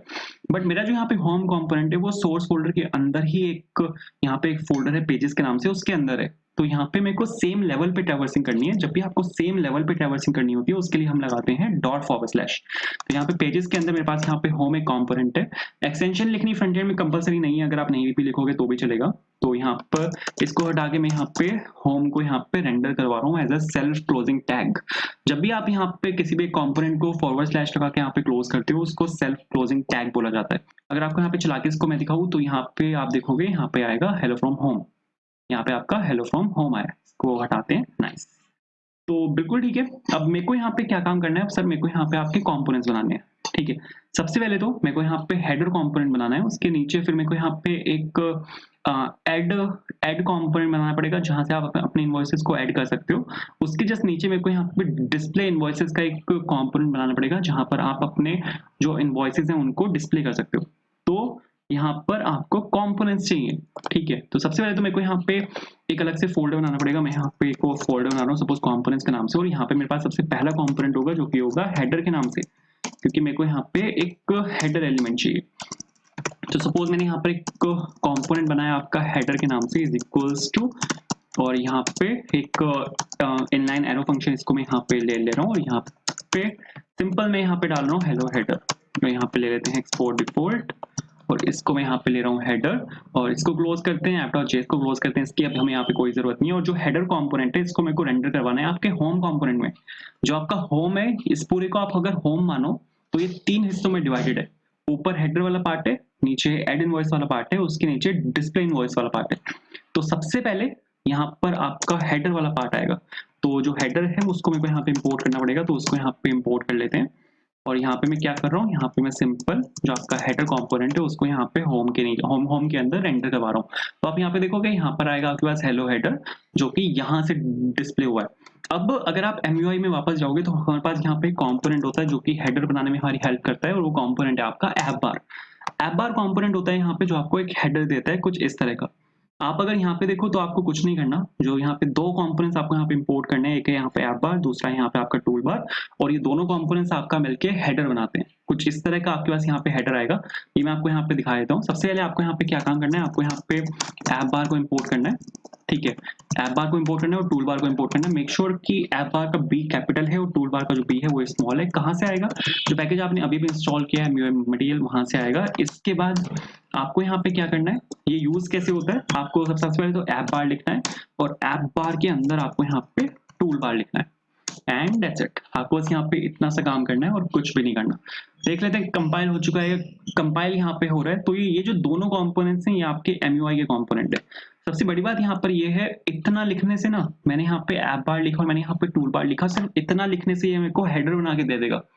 मेरे को यहाँ पे कोई भी CSS हैंडल नहीं करनी, मेरे को हाइट नहीं मेंशन करनी, मेरे को कलर नहीं मेंशन करना, मेरे को कुछ मेंशन नहीं करना। ये सब कुछ इंटरनल CSS यहाँ पे मेरे को लगा के देगा। MUI का यूज करने का फायदा ये है कि ये CSS की जो इन्वॉल्वमेंट है उसको बहुत मिनिमल कर देता है। अगर आपको CSS कहीं पे ओवरराइड करवानी है तो वहां पर आपको इसको यूज करना पड़ेगा, ओवरराइड CSS आपको वहां पे लिखनी पड़ेगी, वरना बेसिक CSS ये आपको दे देगा, आपको कुछ ज्यादा करने की जरूरत ही नहीं है। जैसे यहाँ पे बैकग्राउंड कलर दे देगा, ऊपर जो फोन कलर है वो दे देगा, फोन टाइप, फोन फैमिली, ये सब कुछ मेरे को यहाँ पे लगा के देगा, और ये हाइट भी दे देता है। हाइट शायद ये जो देता है वो 64 पिक्सल है। एक सेकंड देख लेते हैं। कंपाइल यहाँ पे हो चुका है। आप यहाँ पे देखो मेरे पास यहाँ पे जो हेडर है वो आ चुका है और मैंने कुछ नहीं किया। आपको अगर मैं यहाँ पे क्लासेस दिखाऊं तो ऐप बार, टूल बार पे इसने यहाँ पे क्लासेस लगाई होंगी, और अगर आप यहाँ पे देखो ये आपका पेपर क्लास है यहाँ पे, और ये आपके यहाँ पे बॉक्स शेडो लगाई है इसने, बहुत सारी क्लासेस, और ये बैकग्राउंड कलर यहाँ पे लगा हुआ है। इसको अगर मैं हटाऊं तो आप यहाँ से देखो बैकग्राउंड कलर यहाँ पे जा चुका है। तो ये सब कुछ यहाँ पे इसने मेरे को लगा के दिया है। जो हाइट ही बाय डिफॉल्ट उठाता है वो 64 पिक्सल है, शायद टूल बार पे लगी हुई होगी, हाँ 64 पिक्सल मिनिमम हाइट यहाँ पे उठाता है। तो अगर आप यहाँ पे देखो तो ये इस तरह से यहाँ पे वर्क करता है। इसके बाद मेरे को यहाँ पे क्या काम करना है सर, इसके बाद मेरे को यहाँ पे जो आपका लोगो है उस पे वो लगाना है। लोगो लगाना बहुत सिंपल है, आपको कुछ नहीं करना, बस यहाँ पर आना है और यहाँ पे जो IMG टैग है उसका यहाँ पे यूज करना है, क्योंकि वो एक इमेज होगी। और यहाँ पे ऑल्ट करके मैं यहाँ पे लोगो डाल रहा हूँ, और IMG जो टैग होता है HTML का टैग है, इसका कोई क्लोजिंग नहीं होता। तो जब भी आपके पास एलिमेंट्स का क्लोजिंग ना हो तो हमेशा उसको क्लोज करते हैं फॉरवर्ड स्लैश लगा के, वरना ये आपको रिएक्ट आपको एरर दे देता है। ये मेरे पास यहाँ पे सोर्स है, ये कहाँ से आएगा, इसके लिए आपको वीडियो डिस्क्रिप्शन में जाना है, वहां पर आपको ये वाला URL मिल जाएगा जिसको आप यूज कर सकते हो। अगर आपके पास कोई अपना लोगो है तो आप वो भी लगा सकते हो, कोई दिक्कत ही नहीं है। तो मैं यहाँ पे क्या कर रहा हूँ, मैं यहाँ पे एक लोगो, जो मेरा यहाँ पे URL है उसको मैंने यहाँ पे एक वेरिएबल के अंदर स्टोर कराया, और ये जो लोगो वेरिएबल है इसको मैं यहाँ पे इसके अंदर पास कर रहा हूँ। तो चला के अगर आपको मैं यहाँ पे दिखाऊं एक सेकंड, तो आप यहाँ पे देखो ये यहाँ पर आ चुका है, जो लोगो है इसकी स्टाइलिंग यहाँ पे मेरे को करनी पड़ेगी, CSS यहाँ पे हैंडल करनी पड़ेगी। तो एक विड्थ ले लेते हैं, कितनी ले, सपोज 120 पिक्सल में यहाँ पे दे रहा हूँ। जब भी आप पिक्सल लगाते हो तो पिक्सल लगाना कंपलसरी नहीं है। अगर आप जो अपनी CSS है वो ऑब्जेक्ट के थ्रू लिख रहे हो की वैल्यू पेयर के साथ, तो वहाँ पे CSS लगा तो वहाँ पे PX लिखना कंपलसरी नहीं है। आप यहाँ अगर यहाँ पे 120 भी लगाओगे तो वो बाय डिफॉल्ट PX ही उठाएगा। तो आप यहाँ पे देखो 120 पिक्सल्स इसने यहाँ पे उठा लिए। इसके कलर को चेंज करते हैं, जो हेडर का कलर है।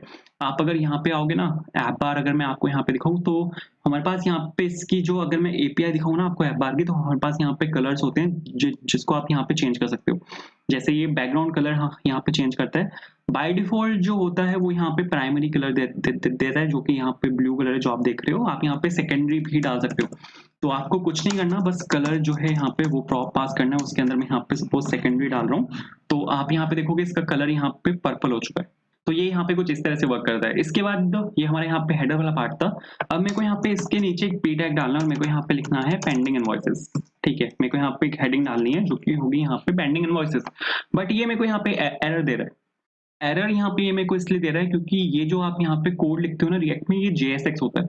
ठीक है, जावास्क्रिप्ट एक्सटेंडेड या फिर जावास्क्रिप्ट विद XML इसको बोला जाता है। और JSX क्या होता है, JSX आपको रिस्ट्रिक्ट करता है कि आप यहाँ पे 2 पेरेंट एलिमेंट्स रिटर्न नहीं कर सकते। यहाँ पर क्या है कि ये एक पेरेंट एलिमेंट है और ये भी एक पेरेंट एलिमेंट है, आप ऐसा नहीं कर सकते, JSX आपको रिस्ट्रिक्ट करता है कि आप ऐसा नहीं कर सकते, ठीक है। तो यहाँ पर आपको क्या करना होता है इसको सॉल्व करने के लिए कि आपको यहाँ पे इसको एक div से रैप करना होता है, मतलब div से किसी भी एक रैपर एलिमेंट से आप यहाँ पे इसको रैप कर सकते हो। मतलब इसको रिजॉल्व करने का तरीका ये है कि सिर्फ एक पेरेंट एलिमेंट रिटर्न होना चाहिए। अब आप यहाँ पे देखो div यहाँ पे एक पेरेंट एलिमेंट है और ये दोनों इसके चाइल्ड एलिमेंट्स हैं, तो सिर्फ एक पेरेंट एलिमेंट रिटर्न होना चाहिए। अगर मैं यहाँ पे एक और div डाल दूंगा तो यहाँ पे अब क्या हो गया, दो पेरेंट एलिमेंट्स हैं, एक ये वाला div है, एक ये वाला div है। इसको रिजॉल्व करने के लिए मेरे को इन दोनों को फिर से एक div के अंदर रैप करना पड़ेगा। तो JSX अलाउ नहीं करता कि आप यहाँ पे कि आप यहाँ पे दो पेरेंट एलिमेंट्स रिटर्न करो, सिर्फ एक ही पेरेंट एलिमेंट यहाँ पे रिटर्न होना चाहिए। बट यहाँ पे प्रॉब्लम है, प्रॉब्लम यहाँ पर ये है कि ये div लगाने के लिए मेरे को जो JSX है उसने फोर्स किया है, यहाँ पर मेरे को इस div की कोई नीड नहीं है। आप अगर यहाँ पे देखो मेरे को JSX से तो फोर्स कर रहा है कि आपको एलिमेंट्स को रैप करना है और सिंगल एक पेरेंट एलिमेंट रिटर्न करना है, बट मेरे को यहाँ पे इसकी कोई नीड ही नहीं है। बट अगर आप यहाँ पे वापस जाके अगर मैं आपको यहाँ पे कोड में दिखाऊं तो आपको डॉम में यहाँ पे एक एक्स्ट्रा div दिखेगा, ये आपको यहाँ पे एक एक्स्ट्रा div दिख रहा है जो जिसने हेडर और जो आपका यहाँ पे क्या कहते हैं, जो आपका यहाँ पे p टैग है उसको रैप किया हुआ है, ठीक है। ये आपका यहाँ पे हेडर एलिमेंट है और या इसके नीचे आपका यहाँ पे p टैग है, इन दोनों को यहाँ पे इसने रैप किया हुआ है div एलिमेंट की, बट मेरे को यहाँ पे इसकी जरूरत ही नहीं है। तो इसका सॉल्यूशन रिएक्ट ने निकाला था फ्रेगमेंट्स की फॉर्म में। हमारे पास यहाँ पे एक चीज होती है जिसको बोला जाता है रिएक्ट डॉट फ्रेगमेंट्स, ठीक है। आप यहाँ पे इससे उसको रैप कर सकते हो। फ्रेगमेंट्स और div में क्या फर्क होता है, फ्रेगमेंट्स जो होते हैं वो फास्टर होते हैं, ठीक है। जो आपके HTML एलिमेंट्स होते हैं, जो भी आपके यहाँ पे div एलिमेंट्स हैं उससे फास्टर होते हैं फ्रेगमेंट्स, ठीक है। तो इस वजह से हमेशा आपको फ्रेगमेंट्स को प्रेफर करना है। दूसरी चीज, ये मेमोरी कम लेते हैं, एक तो फास्टर होते हैं, दूसरा मेमोरी कम लेते हैं, और तीसरी सबसे बड़ी चीज है ये डॉम में रिफ्लेक्ट नहीं होते। आपको अगर मैं यहाँ पे इसको चला के दिखाऊँ, ये सबसे पहले तो एरर दे रहा है कि रिएक्ट इज नॉट डिफाइंड, तो मेरे को यहाँ पे रिएक्ट को इंपोर्ट करना पड़ेगा। रिएक्ट मैंने यहाँ पे इंपोर्ट किया। अब आप यहाँ पे देखोगे तो जो div है वो यहाँ से जा चुका है, ये आपका सीधा इंडेक्स और HTML वाला div है, डिवाइड इक्वल्स टू रूट, और वो जो div है वो यहाँ से जा चुका है। बट आप अगर यहाँ पे देखो तो इसने मेरे को यहाँ पे कोई एरर नहीं दिया।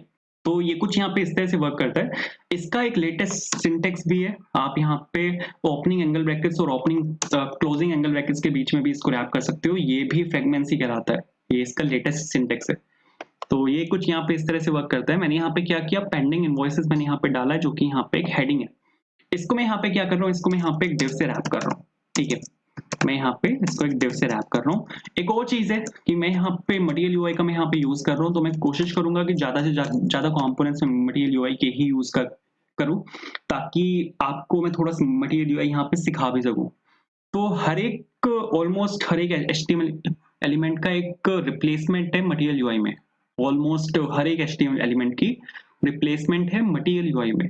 तो div की जो रिप्लेसमेंट है मटेरियल यूआई में वो है यहाँ पे बॉक्स। अगर आप यहाँ पर अगर आपको मैं दिखाऊँ, बॉक्स यहाँ पे आपको इंटरनली एक div ही दे देता है। ये बॉक्स जो है वो सर्व करता है एज अ रैपर कंपोनेंट, और ये बाय डिफॉल्ट आपको एक div देता है, बट आप इसको स्पैन में भी चेंज कर सकते हो। हमारे पास यहाँ पे कंपोनेंट होता है जो कि स्पैन होता है जिसकी हेल्प से आप एक बॉक्स को, मतलब एक बॉक्स को आप एक स्पैन एलिमेंट में भी चेंज कर सकते हो, बट ये बाय डिफॉल्ट आपको एक div देता है। तो मैं यहाँ पे क्या कर रहा हूँ, मैं यहाँ पे आपका जो बॉक्स है उसको यहाँ पे मैं इंपोर्ट कर रहा हूँ। कहाँ से आएगा आपका, ये आपका आएगा मटेरियल से, और यहाँ पर कुछ नहीं करना, जो बॉक्स है div को आप अगर यहाँ पे बॉक्स से रिप्लेस करोगे तो बिल्कुल परफेक्ट चलेगा, क्योंकि इंटरनली आपको एक div ही दे देता है। फिर एक और चीज है जो यहाँ पे p टैग है ना, p टैग की भी रिप्लेसमेंट है जो कि यहाँ पे टाइपोग्राफी है। टाइपोग्राफी आपको इंटरनली बाय डिफॉल्ट एक p टैग ही देता है, बट आप इसको भी आप चेंज कर सकते हो इनटू h1 h2 h3 और जो आपके बाकी टैग्स हैं। जैसे आप यहाँ पे देखो, इसको आप चेंज कर सकते हो h1 h2 h3 h4 h5 h6 में, और सब टाइटल 1 सब टाइटल 2 बॉडी 1 बॉडी 2 और इस सब में आप यहाँ पे इसको चेंज कर सकते हो। हमारे पास यहाँ पे कंपोनेंट्स होती हैं, वेरिएंट्स होते हैं, जिनकी हेल्प से आप यहाँ पे इसको h1 h2 में चेंज कर सकते हो, लेकिन बाय डिफॉल्ट ये आपको एक p टैग दे देता है। तो आपको यहाँ पे रिप्लेस करना है इसको टाइपोग्राफी से, ठीक है। मैंने यहाँ पे टाइपोग्राफी को मैंने यहाँ पे सपोज इंपोर्ट किया, एंड इसके बाद टाइपोग्राफी को मैंने यहाँ पे डाला, वेरी नाइस, ठीक है। तो यहाँ पे अगर मैं आपको यहाँ पे चला के दिखाऊँ तो आपको यहाँ पे पेंडिंग टाइपोग्राफी पेंडिंग इनवॉइसेस यहाँ पे आपको दिखने चाहिए। आप यहाँ पे देखो MUI बॉक्स ने मेरे को बाय डिफॉल्ट यहाँ पे एक div दिया है, और MUI टाइपोग्राफी ने मेरे को यहाँ पे बाय डिफॉल्ट एक p टैग दिया है, बट मेरे को यहाँ पे पेंडिंग इनवॉइसेस लिखा दिख नहीं रहा, यहाँ पे आप देखो स्क्रीन पे मेरे पास यहाँ पे पेंडिंग इनवॉइसेस नहीं है, बट यहाँ पे डॉम एलिमेंट में है। ऐसा इसलिए हुआ है क्योंकि जो हमारे पास यहाँ पे हेडर होता है, जो ऐप बार होता है, इसकी जो बाय डिफ़ॉल्ट पोज़ीशन होती है वो होती है आपकी फिक्स्ड। पोज़ीशन फिक्स जब करता है सब, वो पोज़ीशन फिक्स सभी एचटीएमएल एलिमेंट्स को जिस पर भी पोज़ीशन फिक्स लगी हुई है, वो उसको डॉम के नॉर्मल फ्लो ऑफ एलिमेंट्स से बाहर निकाल देता है। तो इसी वजह से यहाँ पे क्या हो रहा है कि जो p टैग है वो उसके पीछे जा रहा है। अगर आपको मैं यहाँ पे दिखाऊँ, हमारे पास यहाँ पे पोजीशन फिक्स लगी हुई है, ये रही। अगर इसको मैं हटाऊँ यहाँ से, तो आप यहाँ पे देखो पेंडिंग इनवॉइसेस यहाँ पर आपको दिख रहा है। तो मेरे को यहाँ पे पोजीशन फिक्स नहीं चाहिए ऐप बार में, तो आप यहाँ पे काम कर सकते हो। इसमें जो पोजीशन है उसको आप यहाँ पे स्टैटिक डाल सकते हो। स्टैटिक किसी भी एक एचटीएमएल एलिमेंट की बाय डिफॉल्ट पोजीशन वो होती है। हर एक एचटीएमएल एलिमेंट की बाय डिफॉल्ट पोजीशन स्टैटिक होती है, जो उसको फोर्स करती है कि वो एक नॉर्मल फ्लो ऑफ एलिमेंट्स को फॉलो करे। ठीक है, तो मैंने जैसे यहाँ पे पोजीशन स्टैटिक में यहाँ पे डालूंगा, तो आप यहाँ पे देखो ये पेंडिंग इनवॉइस यहाँ पर आपको दिखना स्टार्ट हो गया। ऊपर से थोड़ा सा वो ले लेते हैं, मार्जिन ले लेते हैं। तो यहाँ पे जो बॉक्स है इसमें यहाँ पे क्या कर रहा हूँ, स्टाइल डाल रहा हूँ और यहाँ पे मैं एक मार्जिन उठा रहा हूँ। अगेन px लिखने की कोई जरूरत नहीं है। यहाँ पर अगर आप 20 लिखोगे तो बाय डिफॉल्ट 20 पिक्सल्स ही उठाएगा, और आप यहाँ पे देखो ये बिल्कुल परफेक्ट चल रहा है। बाय डिफॉल्ट ये p टैग है, लेकिन मैंने आपको क्या बोला था कि आप इसको चेंज कर सकते हो। आपके पास यहाँ पे वेरिएंस होते हैं, ठीक है। तो वेरिएंस सपोज मैं यहाँ पे h4 दे रहा हूँ, तो अब ये p टैग को चेंज कर देगा इनटू h4। आप यहाँ पे देखो इसने यहाँ पे p टैग को चेंज कर दिया h4 में, और ये यहाँ पे आपका बड़ा भी हो गया। इसके नीचे जस्ट मेरे को यहाँ पे एक बटन भी चाहिए। तो हमारे पास यहाँ पे जो MUI है उसमें बटन कंपोनेंट भी है। बटन एलिमेंट हमारा HTML में भी होता है बटन के नाम से। हाँ, बिल्कुल डिट्टो यहाँ पे हमारे पास बटन का रैपर एलिमेंट है, जो कि यहाँ पे बटन है। ठीक है, इसका कंपोनेंट है। 3 तरह के बटन्स वो आते हैं। एक आता है टेक्स्ट, दूसरा आता है कंटेंट, तीसरा आता है आउटलाइन। टेक्स्ट में हमारे पास यहाँ पे सिंपल टेक्स्ट होता है। अगर आप यहाँ पे होवर करोगे तो हल्का सा एक बैकग्राउंड कलर आता है। कंटेंट में कलर फील्ड आता है। आउटलाइन में यहाँ पे सिर्फ जो बॉर्डर है उसमें कलर होता है, बाकी पूरा प्लेन होता है। तो इसके भी हमारे पास यहाँ पे वेरिएंस है, आपको कैसा यहाँ पे बटन चाहिए। तो सबसे पहले तो मेरे को यहाँ पे जो बटन है उसको यहाँ पे मेरे को इम्पोर्ट करना पड़ेगा। उसको मैंने यहाँ पे इम्पोर्ट किया। दूसरी चीज, ये जो बटन है उसको मैं यहाँ पे डाल रहा हूँ, और बटन पे मेरे को यहाँ पे क्या टेक्स्ट लिखना है जो मैं यहाँ पे डाल रहा हूँ, सपोज एड इनवॉइस। ठीक है, एड इनवॉइस मैंने यहाँ पर लिखा। तो आप यहाँ पे देखोगे बाय डिफॉल्ट जो होता है ये वाला आता है बटन। तो आप यहाँ पे देखोगे कि मेरे पास यहाँ पे ये वाला बटन आया है। आप इसको चेंज कर सकते हो। हमारे पास यहाँ पे वेरिएंट्स होते हैं, तो variant is equals to contain suppose मैं डाल रहा हूँ, ताकि मेरा जो कलर है वो यहाँ पे फिल्ड आए। तो आप यहाँ पे देखोगे कि जो कलर है मेरा यहाँ पे, वो मेरा यहाँ पे फिल्ड आया है। थोड़ा सा मार्जिन टॉप चाहिए मेरे को इसमें, तो एक काम करते हैं, स्टाइल में मैं यहाँ पे डाल रहा हूँ मार्जिन टॉप। कितना चाहिए मेरे को मार्जिन? मेरे को मार्जिन चाहिए यहाँ पे 15 पिक्सल्स। अगर आपने रिएक्ट के साथ काम किया हुआ है तो आपको पता होगा कि यहाँ पे ये कैमल केस नोटेशंस फॉलो करते हैं जब भी हम एक इनलाइन सीएसएस लिखते हैं रिएक्ट में। तो बिल्कुल ठीक है। आप अगर यहाँ पे देखोगे ऊपर से यहाँ पे हल्का सा स्पेस आया है। इसके बाद अब मेरे को यहाँ पे क्या काम करना है, मेरे को यहाँ पे आपका एक अलग कंपोनेंट बनाना पड़ेगा, जिसकी हेल्प से आप यहाँ पे अपने जो इनवॉइस है उनको आप ऐड कर सकते हो। तो मैं यहाँ पे एक कंपोनेंट ले रहा हूँ जो कि है यहाँ पे ऐड इनवॉइस के नाम से। और सपोज मैंने यहाँ पे add invoice is equals to एक फंक्शनल कंपोनेंट में यहाँ पे इसको ले रहा हूँ, ठीक है। और इसको सपोज यहाँ पे रिटर्न किया मैंने, और यहाँ पे p टैग में सपोज मैंने लिखा यहाँ पे हेलो, और इसको यहाँ से करते हैं एक्सपोर्ट। ठीक है, एक्सपोर्ट डिफॉल्ट और ऐड इनवॉइस सपोज। अरे नाइस, जो कंपोनेंट का नाम है ऐड इनवॉइस, मैंने यहाँ पे वो लिखा। इसके बाद यहाँ पर आपको होम में जाना है, और होम में यहाँ पे मैं क्या कर रहा हूँ, इसको यहाँ पे इम्पोर्ट कर रहा हूँ। तो ऐड इनवॉइस को मैंने यहाँ पे सपोज इम्पोर्ट किया, और इसके जस्ट नीचे जो आपका बटन है ऐड इनवॉइस वाला, उसके जस्ट नीचे मेरे को यहाँ पे जो ऐड इनवॉइस वाला मेरा कंपोनेंट है उसको मैंने यहाँ पे रेंडर करवा दिया। तो आप यहाँ पे हेलो देखोगे, इसके नीचे आप यहाँ पे हेलो देख पा रहे हो, ठीक है। बहुत सही। इसके बाद मेरे को यहाँ पे क्या काम करना है, ऐड इनवॉइस पे चलते हैं और यहाँ पे अब इस पे काम करते हैं। सबसे पहले मैं यहाँ पे एक रैपर कंपोनेंट बॉक्स का मैं यहाँ पे यूज कर रहा हूँ। मतलब मैं यहाँ पे डिव डाल रहा हूँ इनिशियली, इसको इंपोर्ट कर लेते हैं। तो सपोज मैंने यहाँ पे बॉक्स को मैंने यहाँ पे इंपोर्ट किया। कहाँ से आएगा? यह आएगा आपका MUI मटेरियल से, ठीक है। अब मेरे को यहाँ पे क्या काम करना है, मेरे को यहाँ पे इनपुट फील्ड चाहिए, क्योंकि अब मेरे को यहाँ पे आपसे यूजर इनपुट लेनी है। मतलब आपसे तो नहीं, मतलब मेरे को यहाँ पे यूजर इनपुट चाहिए।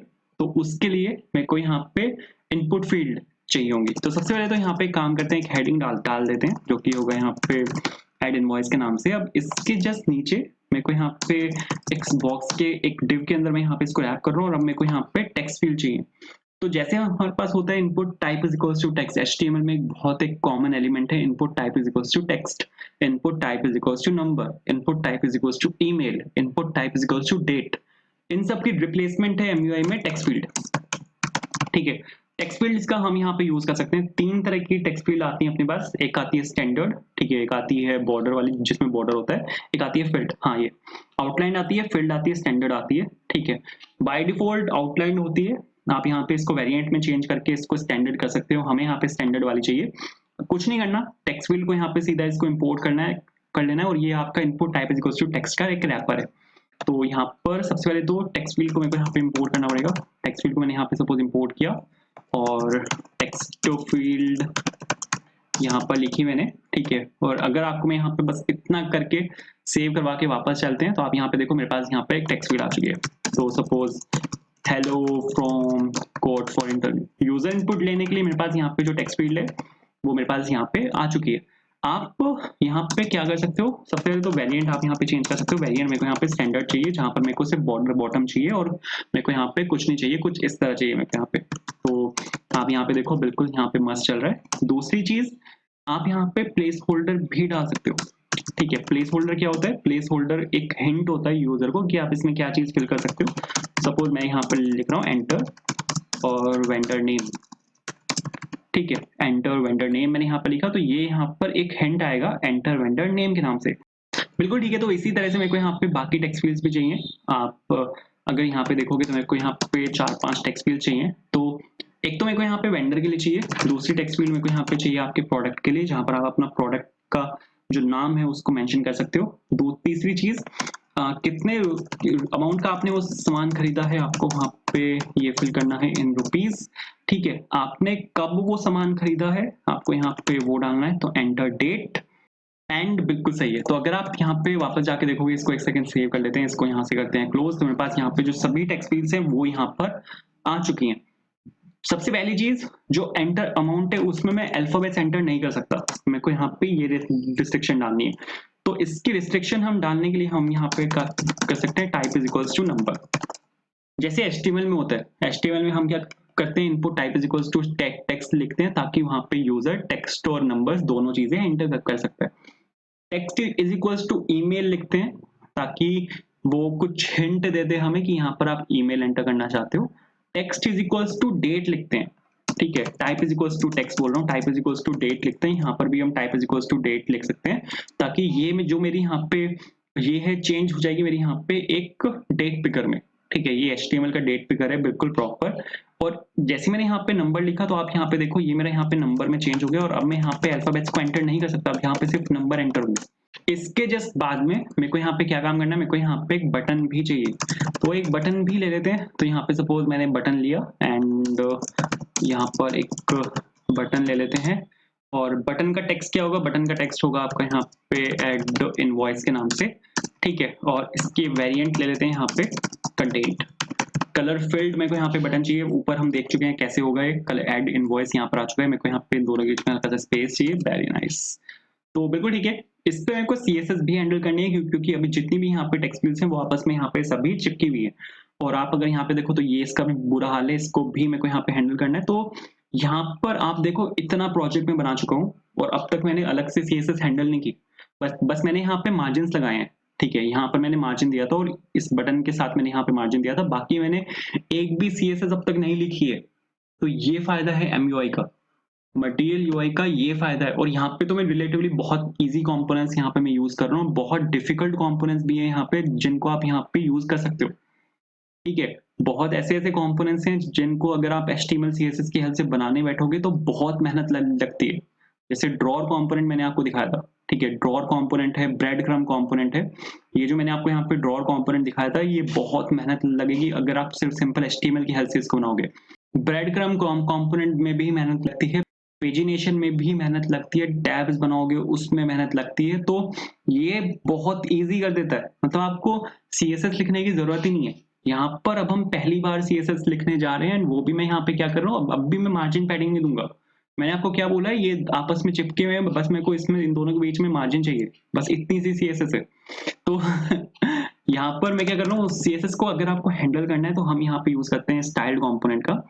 स्टाइल्ड कंपोनेंट की हेल्प से हम यहाँ पे जो सीएसएस है उसको हैंडल कर सकते हैं। आपने एक लाइब्रेरी भी देखी होगी, स्टाइल्ड हाइफन कंपोनेंट्स के नाम से एक लाइब्रेरी चलती है, बिल्कुल डिट्टो यहाँ पर है, बिल्कुल डिट्टो, कुछ नहीं करना। यहाँ पर बस आपको क्या काम करना है, यहाँ पर आपको एक कंपोनेंट का नाम लेना है यहाँ पे, जो मैं सपोज यहाँ पे कंपोनेंट ले रहा हूँ, स्टाइल्ड एज अ फंक्शन यहाँ पे आपको यूज करना है।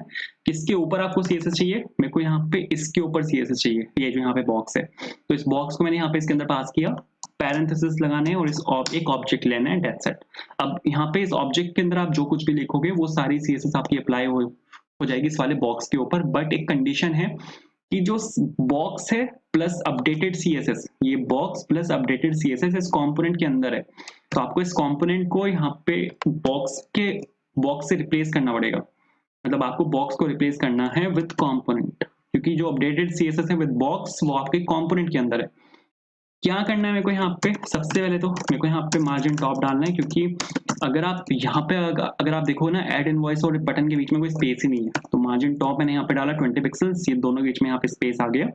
अब मेरे को यहाँ पे इस पे सीएसएस को हैंडल करना है, तो अगर आप यहाँ पे देखोगे मैं यहाँ पे पेरेंट की हेल्प से चाइल्ड की सीएसएस को हैंडल करने वाला हूँ। कंपोनेंट यहाँ पे पेरेंट है, तो अगर आपको चाइल्ड की सीएसएस को हैंडल करना है तो एंड लगाना है, ग्रेटर देन, और जो टाइपोग्राफी है वो मैंने आपको क्या बताया, बाय डिफॉल्ट आपको एक पी टैग देता है, तो आपको यहाँ पे पी लिखना है, क्योंकि वो डॉम में जाके बाय डिफॉल्ट आपको एक पी टैग ही देगा। क्या कर रहा हूँ मैं यहाँ पे एक जो फोन साइज है उसको मैं यहाँ पे चेंज कर रहा हूँ, 26 में यहाँ पे फोन साइज डाल रहा हूँ। आप यहाँ पे देखो फोन साइज यहाँ पे लग चुका है। मार्जिन बॉटम चाहिए मेरे को, क्योंकि वो बिल्कुल वहाँ पे चिपका हुआ है, तो यहाँ पे मैं क्या कर रहा हूँ, मार्जिन बॉटम डाल रहा हूँ। मार्जिन बॉटम मेरे को कितना चाहिए, सपोज यहाँ पे 10 पिक्सल में डाल रहा हूँ, ताकि दोनों बीच में स्पेस आ जाए कुछ इस तरह। अब मेरे को इस इनपुट फील्ड के ऊपर सीएसएस डालनी है। इनपुट फील्ड अगर आप यहाँ पे देखोगे तो कंपोनेंट के साथ ये कितना यहाँ पे ये आपका यहाँ पे पेरेंट कंपोनेंट है जिसमें यहाँ पे सीएसएस लगाई है। ये आपका यहाँ पे फर्स्ट एलिमेंट है, इसका first child element P tag, और ये आपका यहाँ पे सेकंड चाइल्ड एलिमेंट है जो कि यहाँ पे डिव है, और इसके अंदर अगर आप यहाँ पे देखो तो ये आपका यहाँ पे एक डिव है जो कि इनपुट टैग है, और इसके अंदर यहाँ पर आपको एक इनपुट टैग मिल जाएगा। तो ये आपको यहाँ पे एक इनपुट टैग मिल रहा है, ठीक है। आप यहाँ पे देखो बिल्कुल सेम है, इनपुट है, यहाँ पे प्लेस होल्डर है, और एक type is equals to text है, input type is equals to text. तो इंटरनली इसने मेरे को यहाँ पे यही दिया है, बट यहाँ पे इसके कुछ रैपर्स हैं, तो मेरे को इस वाले डिव पे सीएसएस चाहिए। ये डिव आपका डिव सबसे पहला डिव है, इसके बाद जो डिव आएगा उस पे मेरे को यहाँ पे सीएसएस चाहिए, तो उसके लिए आपको यहाँ पे एंड लिखना है, ग्रेटर देन डिव, और ग्रेटर देन डिव क्योंकि सेकंड डिव पे मेरे को यहाँ पे सीएसएस लगानी है। क्या सीएसएस मेरे को यहाँ पे चाहिए, मार्जिन राइट चाहिए मेरे को, क्योंकि वो दोनों आपस में चिपके हुए हैं, मतलब सारे ही आपस में चिपके हुए हैं।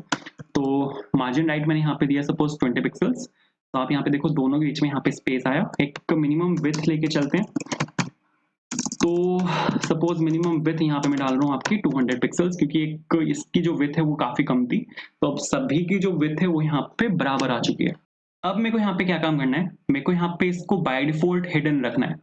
ये जो यहाँ पे आपका ऐड इनवॉइस वाला कंपोनेंट है, ये मेरे को बाय डिफॉल्ट हिडन चाहिए, बट जैसे मैं यहाँ पे ऐड इनवॉइस वाला जो मेरे यहाँ पे बटन है, इस पे जैसे मैं यहाँ पे क्लिक करूं तो मेरे को यहाँ पे दिखना चाहिए।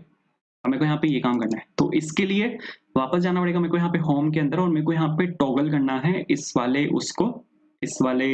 कंपोनेंट को इस वाले बटन के क्लिक पे, ठीक है। तो इस वाले बटन के क्लिक पे मेरे को यहाँ पे उसके इसमें एक ऑन क्लिक चाहिए होगा, क्योंकि ऑन क्लिक पर ही मैं यहाँ पे जो स्टेट है उसको यहाँ पे मैं टॉगल करने वाला हूँ। तो मैंने यहाँ पे सपोज ऑन क्लिक डाला, और ऑन क्लिक पे सपोज मैं यहाँ पे डाल रहा हूँ टॉगल और इनवॉइस, ठीक है। मैंने यहाँ पे फंक्शन बनाया टॉगल इनवॉइस के नाम से, और यहाँ पे वो फंक्शन बना लेते हैं टॉगल इनवॉइस, और बिल्कुल ठीक है। मेरे को यहाँ पे बाय डिफॉल्ट एक स्टेट लेनी पड़ेगी, तो एक काम कर लेते हैं, यहाँ पे सब वो यूज स्टेट, यहाँ पे मैं अपने रिएक्ट के सबसे पहले हुक यूज स्टेट का हम यहाँ पे यूज करने वाले हैं।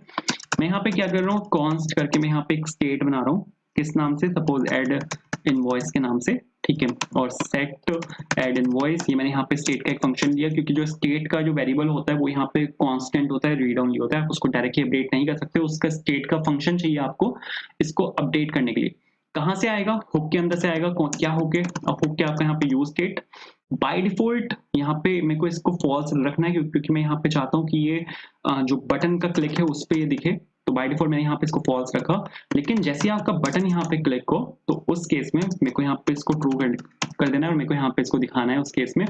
तो ऐड इनवॉइस यहाँ पे मैंने उठाया, और यहाँ पे मैं कंडीशन लगा रहा हूँ कि अगर ऐड इनवॉइस मेरे यहाँ पे ट्रू है तभी मेरे को यहाँ पे ये वाला जो कंपोनेंट है उसको दिखाना है। तो बिल्कुल सही है, चला के अगर मैं आपको यहाँ पे दिखाऊँ बाय डिफ़ॉल्ट ये यहाँ पे फॉल्स रहेगा, बट जैसे मैं यहाँ पे ऐड इनवॉइस पे क्लिक करूँगा तो ये यहाँ पे आपको दिखेगा। अब यहाँ पे आपने ऐड इनवॉइस पे क्लिक किया, ये आपको यहाँ पे दिख रहा है, तो इस वाले बटन को मेरे को यहाँ पे हाइड करना है, ठीक है? तो ये भी हम कर सकते हैं, कुछ नहीं करना। यहाँ पे जो ऐड इनवॉइस है उसको यहाँ पे आपको पेस्ट करना है, लेकिन टॉगल के साथ कि जब भी आपका ट्रू हो, ठीक है, ऐड इनवॉइस आपका यहाँ पे ट्रू हो, तो उस केस में मेरे को यहाँ पे जो बटन है वो नहीं दिखाना। तो एक सेकंड थोड़ा सा इंडेंटेशन ठीक कर लेते हैं, बिल्कुल सही है।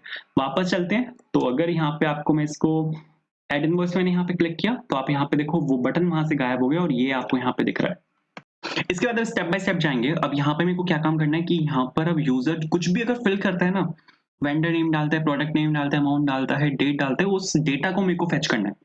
तो उस डेटा को फेच करने के लिए आपको यहाँ पे काम करना पड़ेगा, आपको यहाँ पे वापस आना है ऐड इनवॉइस पे और मेरे को यहाँ पे जो यहाँ पे टेक्स्ट फील्ड में डेटा फिल हो रहा है उसको मेरे को फेच करना है। तो यहाँ पे जैसे ही आप डेटा यहाँ पे चेंज करोगे, जैसे ही सपोज मैं यहाँ पे अगर कुछ भी लिख रहा हूँ तो यहाँ पे क्या हो रहा है, वैल्यू यहाँ पे चेंज हो रही है, तो जैसे ही यहाँ पे वैल्यू चेंज होगी वैसे ही मेरे को डेटा को यहाँ पे फेच कर लेना है। तो उसके लिए हम यहाँ पे यूज करने वाले हैं ऑन चेंज फंक्शन का। ऑन चेंज फंक्शन का मैं यहाँ पे यूज करने वाला हूँ।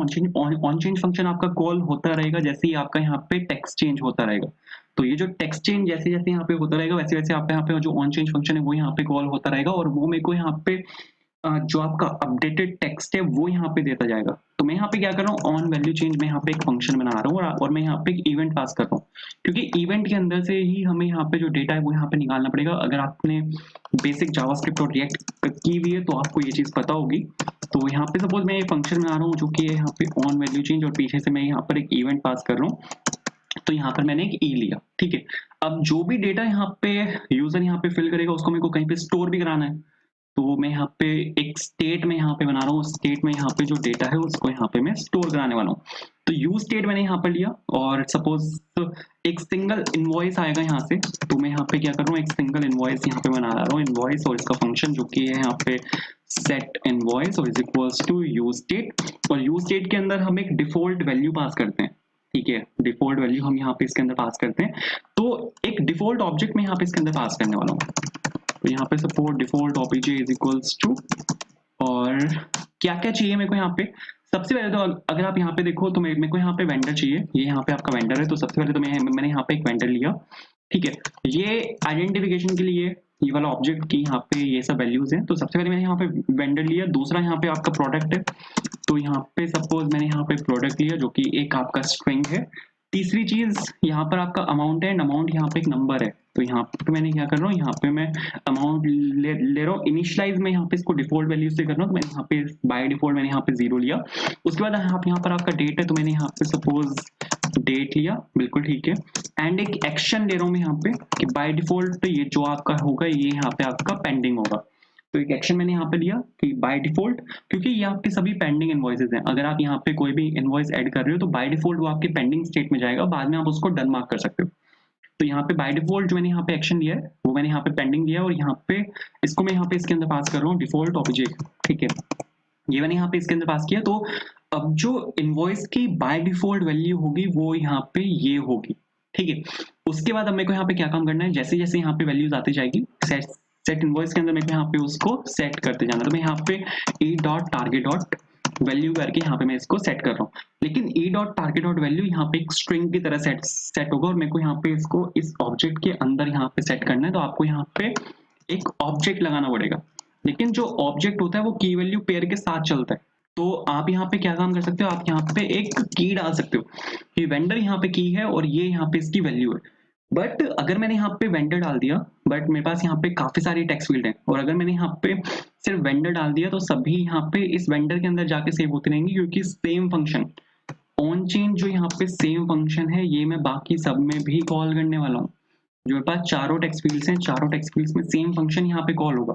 तो अगर चारों टेक्स्ट फील्ड्स में यहाँ पे सेम फंक्शन कॉल हो रहा है तो ये कैसे पता चलेगा कि ये जो वैल्यू है ये वेंडर से आई है या फिर प्रोडक्ट से आई है या फिर अमाउंट से आई है, कहाँ से आई है। तो इसके लिए यहाँ पे यूज होता है आपका नेम एट्रीब्यूट, ठीक है। इसी चीज को डिफरेंशिएट करने के लिए यहाँ पे नेम एट्रीब्यूट यहाँ पे यूज होता है। तो नेम के अंदर मैं यहाँ पे वेंडर डाल रहा हूँ और यहाँ पे मैं क्या कर रहा हूँ, नेम के अंदर मैं यहाँ पे प्रोडक्ट डाल रहा हूँ। उसके बाद हम यहाँ पे नेम को एक्सेस कर सकते हैं, ठीक है। और नेम के अंदर मैं यहाँ पे आपका अमाउंट डाल रहा हूँ और यहाँ पे जो नेम है उसके अंदर में यहाँ पे आपका डेट डाल रहा हूँ, ठीक है। तो बिल्कुल ठीक है। इसके बाद आप यहाँ पे वेंडर को हटा के एक वेरिएबल आप यहाँ पे डाल रहे हो, तो आपको यहाँ पे स्क्वायर ब्रैकेट लगाना पड़ता है और यहाँ पे आप E dot target dot name को एक्सेस कर सकते हो। अब अगर वैल्यू आपकी यहाँ पे वेंडर से आई होगी तो E dot target dot name आपको यहाँ पे वेंडर रिटर्न करेगा और वैल्यू तो यहाँ से आई जाएगी जो भी यहाँ पे वो फिल होकर करेगा। तो ये यहाँ पे कुछ इस तरह से वर्क करता है, बट अभी भी यहाँ पे बसड़ है। यहाँ पे ये बसड़ है कि यहाँ पे ये इसको ओवरराइड करता जाएगा, क्योंकि आप यहाँ पे ये जो ऑब्जेक्ट है इसको न्यू ऑब्जेक्ट आप यहाँ पे सेट कर रहे हो। तो सबसे पहले तो मेरे को यहाँ पे स्प्रेड करना पड़ेगा जो ऑलरेडी वैल्यूज हैं उनको, उसके बाद मेरे को यहाँ पे नई वैल्यूज को ऐड करना पड़ेगा। बहुत बेसिक सा कॉन्सेप्ट है। अगर आपने रिएक्ट के प्रोजेक्ट्स बनाए हुए हैं तो ये आपको ऑलरेडी पता होगा। रिएक्ट में, जावास्क्रिप्ट में, दोनों जगह ये आपका यहाँ पे काम आता है। तो अगर आप यहाँ पे इतना लिख दोगे तो इतने से हो जाएगा। इसके बाद अब यहाँ पे मेरे को क्या काम करना है, यहाँ पर अब ये जो बटन है, इस बटन के क्लिक पर मेरे को यहाँ पे एक फंक्शन को कॉल करना पड़ेगा जो आपके जो इनवॉइस है उनको ऐड करेगा। तो मैं यहाँ पे ऐड न्यू इनवॉइस एक फंक्शन में यहाँ पे कॉल कर रहा हूँ और इसके जस्ट नीचे यहाँ पर ये वाला फंक्शन बना लेते हैं जो कि होगा आपका यहाँ पे ऐड न्यू इनवॉइस। तो यहाँ पे सपोज कॉन्स्ट और add new invoice equals to this and this. अब मेरे को यहाँ पे क्या काम करना है, ये जो आपका यहाँ पे इनवॉइस है इसको मेरे को डेटाबेस में सेव करना है, ठीक है। इसको मेरे को कहाँ सेव करना है, डेटाबेस में इसको मेरे को यहाँ पे सेव करना है। तो मेरे को यहाँ पे एक एपीआई बनानी पड़ेगी। एपीआई या क्या करेगी, एपीआई आपका यहाँ पे जो कॉल मारेगी बैकएंड को और आपका बैकएंड जो डेटा आएगा फ्रंट एंड से उसको उठा के डेटाबेस में सेव कर देगा। तो सबसे पहले मैं यहाँ पे एक फोल्डर बना रहा हूँ आपका सर्विसेज के नाम से, कि ये आपके यहाँ पे सभी एपीआई कॉल्स में यहाँ पे अलग रख रहा हूँ और मैं यहाँ पे इसके अंदर एक फाइल बना रहा हूँ api.js के नाम से। और एपीआई कॉल करने के लिए हम यहाँ पे यूज करने वाले हैं एक्सियोस का। तो आपको यहाँ पे npm install एक्सियोस लिखना पड़ेगा। एक्सियोस को इंस्टॉल करने के बाद आपको यहाँ पे इसको एक्सियोस को इंपोर्ट कर लेना है, ठीक है। एक्सियोस को मैंने यहाँ पे सपोज इंपोर्ट किया। इसके बाद अब यहाँ पर आपको जो एपीआई है अपनी वो बनानी है, ठीक है। तो सबसे पहले तो मेरे को यहाँ पे जो इनवॉइस है उसको यहाँ पे मेरे को सेव करना है। तो यहाँ पे सपोज एक्सपोर्ट कॉन्स्ट और यहाँ पे एक फंक्शन मैं यहाँ पे बना रहा हूँ जो कि होगा आपका यहाँ पे save invoice is equals to एक इनलाइन एरो फंक्शन। यहाँ पे मैंने इसको बनाया। अब ये एक एपीआई कॉल है, एक्सेप्शंस आने के चांसेस होते हैं तो आपको यहाँ पे एक्सेप्शन हैंडलिंग करके चलनी पड़ती है। तो यहाँ पे सपोज ट्राई और कैश मैंने यहाँ पे लगाया और इसको मैंने यहाँ पे कुछ ऐसे लिखा। एक इसको जो एरर है वो यहाँ पे प्रिंट कर लेते हैं इन केस अगर एरर आती है तो। एंड सपोज यहाँ पे कॉमा लगा के जो एरर का जो मैसेज है उसको मैं यहाँ पे प्रिंट कर रहा हूँ, रिटर्न कर रहा हूँ मैं यहाँ पे एक, अगर आपने एरर ऑब्जेक्ट कभी अगर आपने प्रिंट कराया हो तो उसके अंदर एक रिस्पॉन्स ऑब्जेक्ट आता है और उसके अंदर डेटा आता है जहाँ पर आपका सारा डेटा होता है। तो एरर डॉट रिस्पॉन्स और डेटा उसको मैंने यहाँ पे प्रिंट करा दिया। एक्सियोस की हेल्प से मेरे को यहाँ पे कॉल मारनी है, पोस्ट एपीआई होगी क्योंकि मेरे पास यहाँ पे पीछे से डेटा आएगा जो मेरे को यहाँ पे पीछे से डेटा भेजना है। तो सेव इनवॉइस करके मेरे पास यहाँ पे एक एपीआई कॉल है उसको यहाँ पे इंपोर्ट कर लेते हैं। तो सेव इनवॉइस करके मैंने यहाँ पे इसको इंपोर्ट किया। अब यहाँ से बटन के क्लिक पे अब मेरे को यहाँ पे इसको कॉल मारना है। तो यहाँ पे सेव इनवॉइस में यहाँ पे डाल रहा हूँ, ठीक है। सेव इनवॉइस मैंने यहाँ पर लिखा। अब ये यहाँ पर क्या है, ये यहाँ पर एक एपीआई कॉल है, ये यहाँ पर एक एपीआई कॉल है। तो अब मेरे को यहाँ से पीछे से एक पेलोड भेजना पड़ेगा। तो इनवॉइस जो पेलोड है यहाँ से मैं वो भेज रहा हूँ। लेकिन एक और चीज है कि ये जो पेलोड है ना, इसमें अगर आप अमाउंट देखोगे तो वो एक नंबर है, जबकि e dot target dot value आपको बाय डिफॉल्ट एक स्ट्रिंग को रिटर्न करता है। तो आपको यहाँ पे अमाउंट के केस में बाकी सब तो ठीक है, बिल्कुल ठीक है, बाकी सब तो हमें स्ट्रिंग ही चाहिए, लेकिन अमाउंट में को यहाँ पे नंबर चाहिए तो आपको इसको नंबर में चेंज करना पड़ेगा। तो मैं यहाँ पे क्या काम कर रहा हूँ, मैं यहाँ पे इसको स्प्रेड कर रहा हूँ कि इनवॉइस की जो बाकी वैल्यूज हैं वो तो एज इट इज रहे, लेकिन जो आपका यहाँ पे अमाउंट है, ठीक है, जो आपका यहाँ पे अमाउंट है उसको मेरे को नंबर में चेंज करना है। तो नंबर का हमारे पास यहाँ पे जो रैपर है उसको मैंने यहाँ पे पिक किया और इनवॉइस में से जो यहाँ पे आपका अमाउंट है उसको मैं यहाँ से पिक कर रहा हूँ उसकी वैल्यू को, और उसको मैं यहाँ पे चेंज कर रहा हूँ नंबर में। तो अगर आप यहाँ पे इतना लिखोगे तो इतने से बिल्कुल परफेक्ट चलेगा, ठीक है। तो पीछे से यहाँ पे क्या हो रहा है, पीछे से यहाँ पर आपका पेलोड आ रहा है, पीछे से यहाँ पर आपका पेलोड आ रहा है। पोस्ट एपीआई है, पोस्ट एपीआई में क्या होता है, 3 आर्ग्यूमेंट चलते हैं। पहला जो आर्ग्यूमेंट होता है वो आपका एपीआई यूआरएल होता है। एपीआई यूआरएल ये बैकएंड का यहाँ पे यूआरएल आएगा, ये अभी मेरे को पता नहीं है क्योंकि बैकएंड मैंने अब तक सेटअप नहीं किया, वो जब सेटअप करेंगे तब देखेंगे। तो यहाँ पर अभी के लिए मैं यहाँ पे क्या कर रहा हूँ, इसको मैं यहाँ पे एपीआई यूआरएल को यहाँ पे कनकैट कर रहा हूँ। उसके बाद यहाँ पे मैं एक एंड पॉइंट ले रहा हूँ जो कि यहाँ पे इनवॉइस होगा, और सेकंड आर्गुमेंट में यहाँ पे आपका जो पेलोड है उसको पास कर रहा हूँ। एक और होता है थर्ड आर्गुमेंट, वो हेडर्स होते हैं, उसको आप यहाँ पे ऑब्जेक्ट की फॉर्म में अगर आपको कोई हेडर्स पास करने हैं तो वो आप यहाँ पे पास कर सकते हो, ठीक है। बट मेरे को यहाँ पे कोई हेडर पास नहीं करने, तो ये चीज आपकी बिल्कुल ठीक है। बट ये जो आप यहाँ पे एपीआई कॉल करते हो ना, ये एक असिंक्रोनस रिक्वेस्ट होती है। एक्सियोस जो आप यहाँ पे कॉल करते हो, एक्सियोस फंक्शन एक असिंक्रोनस फंक्शन है। तो असिंक्रोनस फंक्शन के केस में आपको यहाँ पे अवेट लगाना पड़ता है। तो अवेट चलता है आपका असिंक फंक्शंस के अंदर, तो मैंने यहाँ पे असिंक लगाया। डॉट देन का यूज भी आप कर सकते हो, लेकिन असिंक अवेट ES5 के कॉन्सेप्ट हैं, लेटेस्ट कॉन्सेप्ट हैं, तो इसी का यूज करते हैं। तो यहाँ पे हम इसी का ही यूज करेंगे, ठीक है। इसके बाद रिस्पॉन्स जो आएगा उसको यहाँ से मैं रिटर्न कर रहा हूँ एंड दैट्स इट। तो अगर आप यहाँ पे इतना लिखोगे तो इतने से हो जाएगा। अब यहाँ पे मैंने असिंक लगाया फंक्शंस के साथ, ये जो आपका सेव इनवॉइस फंक्शन है इसके साथ मैंने यहाँ पे असिंक लगा के इसको असिंक्रोनस फंक्शन बना दिया। तो आपको यहाँ पे भी असिंक लगाना पड़ेगा। ये जो यहाँ पे सेव इनवॉइस है यहाँ पर भी आपको अवेट लगाना पड़ेगा और यहाँ पर भी आपको असिंक लगाना पड़ेगा, क्योंकि ये आपका एक असिंक्रोनस फंक्शन है। तो सर ये चीज तो बिल्कुल यहाँ पे सही है। तो अगर आपको मैं यहाँ पे इसको चला के दिखाऊं ना, एक सेकेंड, नाइस। तो वेंडर नेम सपोज मैं यहाँ पे डाल रहा हूँ। एक चीज अगर आप यहाँ पे देखोगे ना, तो ये यहाँ पे मेरे को, जैसे मैंने इस पे क्लिक किया, इसने मेरे को सजेशंस देने यहाँ पे स्टार्ट कर दिए। इन सजेशंस को आप ऑफ भी कर सकते हो। एक प्रॉप चलता है जो कि होता है ऑटो कंप्लीट। ऑटो कंप्लीट को अगर आप यहाँ पे ऑफ कर दोगे ना, तो ये सजेशंस आने बंद हो जाएंगे। अच्छा नहीं लगता है कि सजेशंस आते हैं, तो आप इसको ऑफ कर दोगे तो बिल्कुल मस्त चलेगा। तो यहाँ पे सपोज मैंने इसको ऑटो कंप्लीट सजेशंस मैंने यहाँ पे ऑफ किया। अब आप यहाँ पे जैसे क्लिक करोगे तो कोई भी यहाँ पे सजेशन नहीं आएगा। तो सुभाष सपोज मैंने यहाँ पे लिखा, सुभाष को प्रोडक्ट नेम क्या है सपोज बेडशीट्स है, एंड अमाउंट क्या है सपोज 5600। अभी चलेगा नहीं क्योंकि बैकएंड सेटअप नहीं है, बट मैं आपको यहाँ पे एपीआई दिखाना चाहता हूँ। शायद अभी एपीआई भी कॉल ना हो, बट नेटवर्क टाइम में आपको यहाँ पे एपीआई दिख जाएगी इनवॉइस के नाम से। मैं बस आपको यहाँ पे पेलोड दिखाना चाहता हूँ कि पेलोड में यहाँ पे क्या गया है। आप यहाँ पे देखो एक्शन पेंडिंग गया है, अमाउंट यहाँ पे 5600 है, डेट गया है यहाँ पे प्रोडक्ट के अंदर बेडशीट से, और वेंडर के अंदर यहाँ पे सुभाष को है। तो ये आपका यहाँ पे बिल्कुल परफेक्ट चल रहा है। अब मेरे को यहाँ पे क्या काम करना है, मेरे को यहाँ पे बैकएंड को सेटअप करना है कि ये यहाँ पे इस वाली एपीआई को रिकॉग्नाइज कर पाए। फ्रंट एंड से जो यहाँ पे एपीआई आ रही है, ये उसको यहाँ पे रिकॉग्नाइज कर ले। आप अगर यहाँ पे देखो, तो ये चीज हमने यहाँ पे एम्प्टी स्ट्रिंग भेजी थी। जब भी आप इसको एम्प्टी स्ट्रिंग भेजते हो तो इसका मतलब ये ब्राउजर यहाँ पे ये समझता है कि आपका जो बैकएंड है वो भी आपका यहाँ पे सेम सर्वर पर है। तो इस वजह से यहाँ पे इसको पिक कर लेता है, बट कोई बात नहीं। तो ये चीज बिल्कुल सही चल रही है। तो आई होप ये क्लियर हुआ होगा, ठीक है।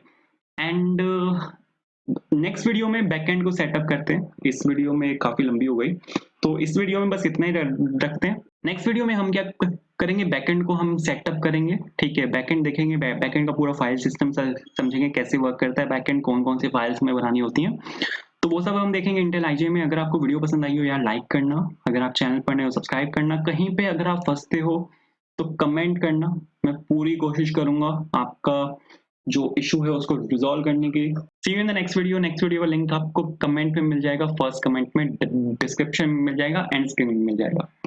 सो thank you so much, bye.